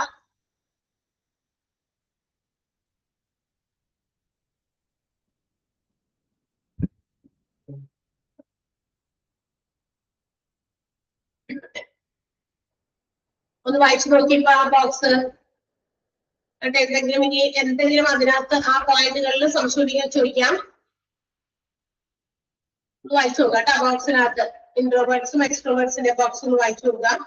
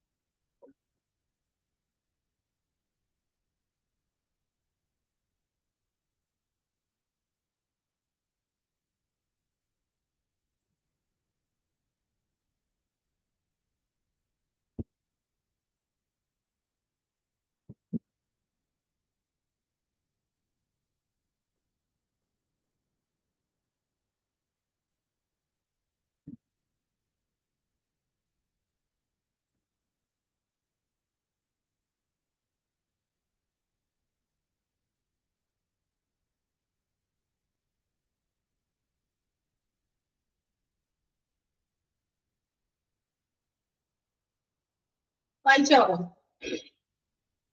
ഓക്കെ അല്ലേ? ഡൗട്ട് ഒന്നുമില്ലല്ലോ? Yes. Next topic problem solving styles ആണ് കേട്ടാ. ഇനി ഓരോ പ്രശ്നങ്ങളെ നമ്മൾ എങ്ങനെ സോൾവ് ചെയ്യും എന്നതുമായി ബന്ധപ്പെട്ടിട്ടുള്ള കാര്യങ്ങളാണ് പറയാൻ പോകുന്നത്. അതായത് നമ്മളുടെ എന്താ പറയാ, how we solve a problem which is in front of us. നമുക്ക് പല പ്രശ്നങ്ങളെയും നേരിടേണ്ടി വരാറുണ്ട് അല്ലെ? നമ്മുടെ വീടുകളിലാണെങ്കിലും ആസ് എ പാരന്റ് എന്ന നിലയില് അല്ലെ, ഒരു കുടുംബം മാനേജ് ചെയ്യുന്ന ആളെന്ന നിലയില്, അല്ലെങ്കിൽ ചിലപ്പോ in an organisation as an employee എന്ന നിലയില് sometimes we have to solve some problems. ചില പ്രോബ്ലംസ് നമുക്ക് സോൾവ് ചെയ്യേണ്ടി വരും. അപ്പൊ ഈ പ്രോബ്ലം സോൾവ് ചെയ്യുന്നതുമായിട്ട് ബന്ധപ്പെട്ടിട്ട് വീണ്ടും താഴ്ചങ്കർ എന്താ പറയാ, solving A problem, any problem, ഒരു ഏതെങ്കിലുമൊക്കെ പ്രശ്നങ്ങൾ നമുക്ക് സോൾവ് ചെയ്യുന്നതുമായി ബന്ധപ്പെട്ട് രണ്ട് ബേസിക് ആയിട്ടുള്ള സ്റ്റെപ്സ് ഉണ്ടെന്നാണ് അദ്ദേഹം കണ്ടെത്തിയിരിക്കുന്നത്. അദ്ദേഹം തന്നെ ഈ പേഴ്സണാലിറ്റി ആണ്, ഓരോ വ്യക്തികളുടെയും വ്യക്തിത്വങ്ങളാണ് ഓരോ രീതിയിലും നമ്മളെ പല കാര്യങ്ങൾ ചെയ്യാൻ പ്രേരിപ്പിക്കുന്നത് അല്ലെ? അപ്പൊ ഒരു പ്രോബ്ലം സോൾവിങ് സ്കിൽ മനുഷ്യരിൽ ഉണ്ടാകുന്നത് രണ്ട് ബേസിക് സ്റ്റെപ്പിന്റെ അടിസ്ഥാനത്തിലാണെന്ന് പറയുന്നത്. ഒന്ന് collecting information or collecting data, and രണ്ടാമത്തേത് മേക്കിംഗ് ഡിസിഷൻ അല്ലെങ്കിൽ ഡിസിഷൻ മേക്കിംഗ്. അതായത് കളക്ടിങ് ഇൻഫർമേഷൻ അല്ലെങ്കിൽ collecting data, taking decision or decision making, രണ്ട് കാര്യങ്ങളാണ്. ഈ രണ്ട് ബേസിക് സ്റ്റെപ്സ് ആണെന്നുള്ളത്. നമ്മളൊരു പ്രോബ്ലം സോൾവ് ചെയ്യണമെങ്കിൽ അതിന് വേണ്ടിയിട്ടുള്ള ഇൻഫർമേഷൻ കളക്ട് ചെയ്യണം, വേണ്ടേ? എന്നിട്ട് എന്ത് ചെയ്യണം? അതിനനുസരിച്ച് തീരുമാനമെടുക്കണം, ഡിസിഷൻ മേക്ക് ചെയ്യണം, വേണ്ടേ? അപ്പൊ ഈ രണ്ട് കാര്യങ്ങൾ വേണം ടു സോൾവ് എനി പ്രോബ്ലം എന്നാണ് ആര് പറയുന്നത്? ജങ്ക് ഡിറ്റക്ട് ചെയ്ത് കണ്ടെത്തിയത്. ഒരു കണ്ടുപിടിച്ച കാര്യമാണ്. ഒരു problem, in order to solve a problem we have to collect the data for it and also make a decision. അതിന് വേണ്ടിയിട്ടുള്ള ഡാറ്റ കളക്ട് ചെയ്യണം, അതിന് വേണ്ടിയിട്ട് നമ്മൾ എന്ത് ചെയ്യണം? ഒരു ഡിസിഷൻ എടുക്കണം. ഇപ്പൊ ഒരു പ്രശ്നവുമായിട്ട് ആരെങ്കിലും നമ്മുടെ മുന്നിൽ വരുന്നു. സോ ആ മുന്നിൽ വരുന്ന ആളുടെ പ്രശ്നത്തിനെ ബേസ് ചെയ്തിട്ടുള്ള ഡാറ്റാസ് കളക്ട് ചെയ്യണം. ആള് പറഞ്ഞ എത്രത്തോളം കറക്റ്റ് ആണ്, അക്യുറേറ്റ് ആണ്, അതിന്റെ പിന്നിൽ വേറെ എന്തെങ്കിലും സംഗതികളുണ്ടോ, ഇങ്ങനെയുള്ള പല പല കാര്യങ്ങളും ഇൻഫർമേഷൻസ് നമ്മൾ തേടി പിടിച്ച് കണ്ടുപിടിക്കണം. ആൻഡ് അത് കണ്ടുപിടിച്ചതിന് ശേഷം അത് സോൾവ് ചെയ്യാനുള്ള തീരുമാനങ്ങൾ എടുക്കാൻ വേണ്ടി നമുക്ക് കുറച്ച് കാര്യങ്ങൾ ചിന്തിക്കണം, ഡിസിഷൻ മേക്കിംഗ്. അപ്പൊ അതില് ഈ ഡാറ്റ കളക്ട് ചെയ്യുന്നത് നമ്മൾ എങ്ങനെയാണ്? ഈ സെൻസിങ് ആണ്. എങ്ങനെ സെൻസ് ചെയ്തെന്ന് പറഞ്ഞു കഴിഞ്ഞാൽ നമ്മൾ ആളുകളോട് ചോദിച്ചോ, നമ്മൾ നേരിട്ട് ഇറങ്ങി ഒബ്സർവ് ചെയ്തോ അല്ലെ, അങ്ങനെയൊക്കെ സെൻസ് ചെയ്ത് മനസ്സിലാക്കിയെടുക്കണം. നമ്മളുടെ ഇൻഡ്യൂഷൻ അനുസരിച്ച്, നമ്മളുടെ കഴിവിനനുസരിച്ച് we have to sense the data. ആ ഡാറ്റയെ നമ്മൾ കളക്ട് ചെയ്യാൻ നോക്കണം. ഇനി ഡിസിഷൻ മേക്കിംഗ് എങ്ങനെയാണ് എന്ന് പറയുന്നത്? It is of thinking. നമ്മളുടെ ചിന്തകളും നമ്മളുടെ ഫീലിങ്സും അതാണ്. അപ്പൊ ഡാറ്റ കളക്ട് ചെയ്യുന്നത് സെൻസിങ് ആണെങ്കിൽ നമ്മളുടെ ഡിസിഷൻ മേക്കിംഗ് എന്ന് പറയുന്നത് തിങ്കിങ് ടു ഫീലിംഗ്. തിങ്ക് ആവശ്യത്തിന് നമ്മൾ ചിന്തിച്ച് അത് മനസ്സിലാക്കി എടുക്കുന്നതാണ് കേട്ടോ. ഈ രണ്ട് കാര്യങ്ങളുടെ ബേസിസിലാണ് എന്ത് ചെയ്യുന്നത്? നമ്മൾ പ്രോബ്ലംസ് എല്ലാം സോൾവ് ചെയ്യുന്നത് എന്നാണ് ആര് ഡിറ്റക്ട് ചെയ്തിരിക്കുന്നത്? കാൾ ജങ് ഡിറ്റക്ട് ചെയ്തിരിക്കുന്നത്. അപ്പൊ ആ ഫീലിങ്സും തിങ്കിങ്ങും ഒക്കെ നമുക്ക് അടുത്ത ക്ലാസ്സിൽ പഠിക്കാൻ അതിന്റെ കണ്ടിന്യൂഷൻ ഉണ്ട്. അത് നമ്മൾ അടുത്ത ക്ലാസ്സിൽ കണ്ടിന്യൂ ചെയ്യുന്നതായിരിക്കും. ഓക്കെ, അപ്പൊ ഇവിടെ വരെ നന്നായിട്ട് വായിച്ച് മനസ്സിലാക്കാം. 2-3 പ്രാവശ്യം വായിച്ചു കൊടുത്താ പറഞ്ഞൊക്കെ തന്നത്. അപ്പൊ നിങ്ങൾക്കൊന്ന് റിമെമ്പർ ചെയ്ത് എടുക്കാൻ പറ്റും ടീച്ചർ എന്തൊക്കെയാ ക്ലാസ്സിൽ പറഞ്ഞിട്ടുണ്ട്. വെറുതെ നമ്മൾ ഇങ്ങനെ വായിച്ചു പോകാനാണെങ്കിൽ അത് ആർക്കും പറ്റും, അത് ചെയ്തിട്ട് കാര്യമില്ല.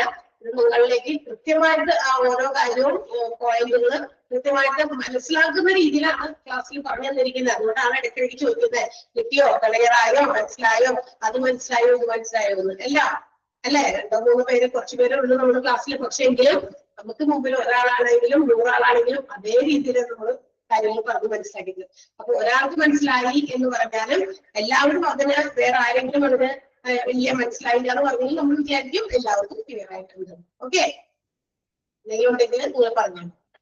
ഓക്കെ അല്ലേ? Yes, okay. So bye, thank you, see U.